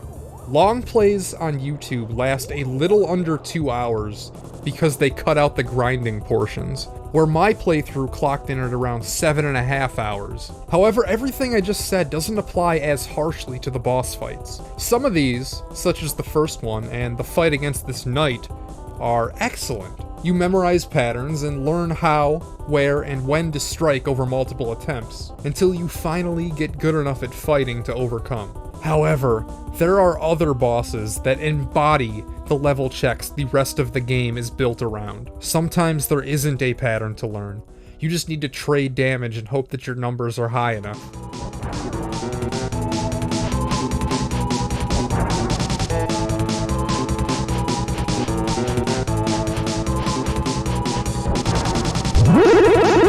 Then there's the final boss, who isn't necessarily tough, but when you die, you need to sit through a lengthy cutscene as a prerequisite to challenging him again. There is no thrill of victory when clearing an area, because the next one instantly makes you feel like a bitch. You can never enjoy your newfound strength. Your victories never savored. The first area will say to you, do you want to be able to kill anything other than these slugs? Then come back here at level 3. This attitude is carried over through the entire game until it tells you, you better come here with that health bar on the bottom completely full. Just like the last game I played, Lagoon, there's a health and an enemy bar, where the entire bar is the maximum health you're capable of in the entire game, instead of scaling to whatever your HP stat is at the moment. The hitboxes can be unfairly amiss in the enemy's favor. That's enough negativity. Let's focus on the stuff that I like. After all, any game that shows you a troll item that costs 50,000 gold in the first 5 minutes is okay with me. Seriously, I bought this item because I had nothing else to spend my money on at the end of the game, and I couldn't even figure out what it was supposed to do. The shrine on RPG Classics was at a loss as well. I had a good laugh that this game has an impossibly expensive item that is essentially worthless, that it dangles in front of you for the entire game. It's a good joke, and I appreciate this type of meta humor. Yes, I'm aware of what the item actually does.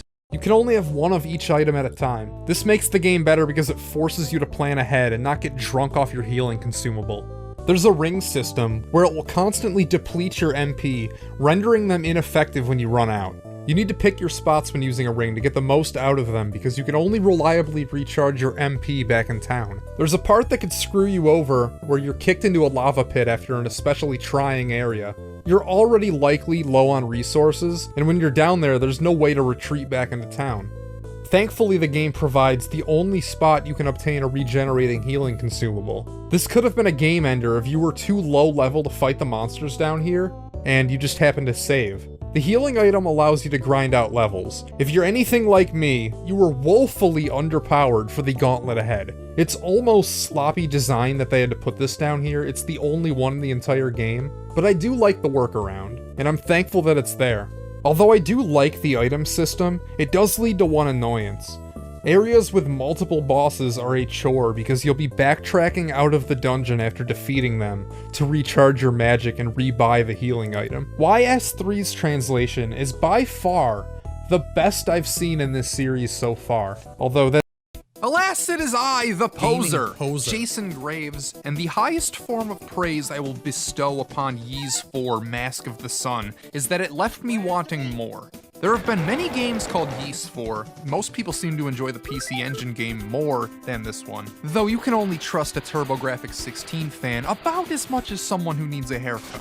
I can only speak for the one edition, Mask of the Sun on the Super Famicom, and it was genuinely impressive. If Final Fantasy is the blue text boxes, Dragon Quest is the iconic slime, then Ys is this border around the play area and the ever-present player and enemy meters. Unlike those other series, what we have here is the continuing adventures of just one guy. They're like traditional media sequels, like a movie sequel, not like the substantial number of video game sequels that build off themselves mechanically, all the while reinventing the wheel in regards to story and character.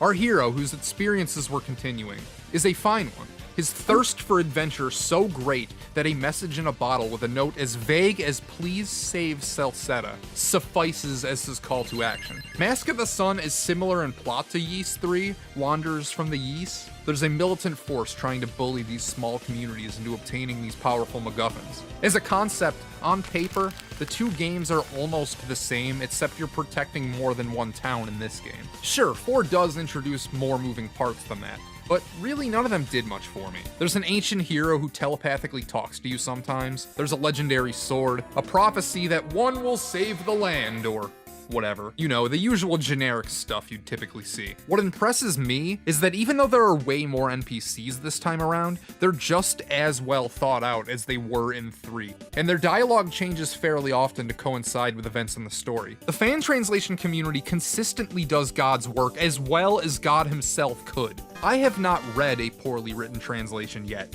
and this one is no exception. The color-coded text, which I'm not sure if it was an invention of the fan translators, it might have already been in the game, but regardless, it's really cool. The text is color-coded so you can keep track of who's speaking. In the absence of character portraits, these get the job done quite nicely. The game as a whole reminds me of Zelda Link's Awakening, in that we have a smaller game world, a super basic plot, but you don't really end up caring because of the memorable characters and the way our tale is presented. I like the characters we have, but the game is so short, it doesn't feel like any of them get their just desserts. Which leads me to the beautiful thing about Ys, is that since it's trying to tell a continuing story across multiple games, not every character needs to be the focus every time. For example, the character Dogi. If your frame of reference is just Mask of the Sun, you'd probably call him underdeveloped. But because I've played 3, I know that he's our hero's longtime, stalwart friend. I admire how this game sets up things well in advance. Oftentimes you'll hear about a character before they become relevant, such as the information vendor who you hear about in the opening town, or the multiple references to our old friend, Dogi, before he breaks you out of prison. Okay, so I think I'm going crazy. Did Dogi break Adel out of prison in this game? Because I've gone through all of my footage so many times and I'm freaking out, and I can't find it, so either I'm inventing things that happened in this game, or I just lost the footage for that session, and I didn't realize that I lost any footage at all. That, or I just need to comb through it again, but I've combed through it so many times, and it's just not there. It doesn't happen. So, I guess my question to you is, does Dogi break Adel out of prison in Ys 4 Mask of the Sun? Ys? Ys. The winged statues scattered about are what the final boss ends up looking like. Early on, the first action segment, I'll call it, has this mysterious square hole on a pedestal. You can't interact with it, but it's a memorable spot. Its importance is further reinforced later when you gain the ability to fast travel by it being an option. So when you obtain a square MacGuffin, hopefully you'll realize that you need to return here to unlock the final area. This is a briskly paced game. It does not waste a considerable amount of time. It's constantly giving you places to see and things to do. An average 2-hour play session might take you from a quaint village, to dank caves, to forest treetop towns, to ancient Aztec temples. It's decidedly compact. Mask of the Sun is loaded with smaller details contributing to its appeal. We need to venture no further than the first playable screen to observe this. When getting onto a boat, this animation of these bros moving the plank onto the ship, I love it. A lesser game would fade to black, or maybe have the plank robotically retract into the ship. I also like how the game both begins and ends on this exact scream. Something I've heard criticism on, but was infinitely charming to me. There are a couple of dialogue choices where if you choose the wrong one, it results in an instant game over. It's shocking, and hilarious to me, really. You die so much in these games that one single death hopefully doesn't mean much. By the time any of these happen, you should have already learned that you should save often anyway. The game even plays with your expectations with these dialogue choices later on, when the wrong choice here doesn't result in a death, but it results in you being turned into a demon. Now, as a demon, you can't fight enemies or progress with the game, so it's essentially a soft lock. But the game doesn't actually give you a formal game over. It relies on you to reload your save.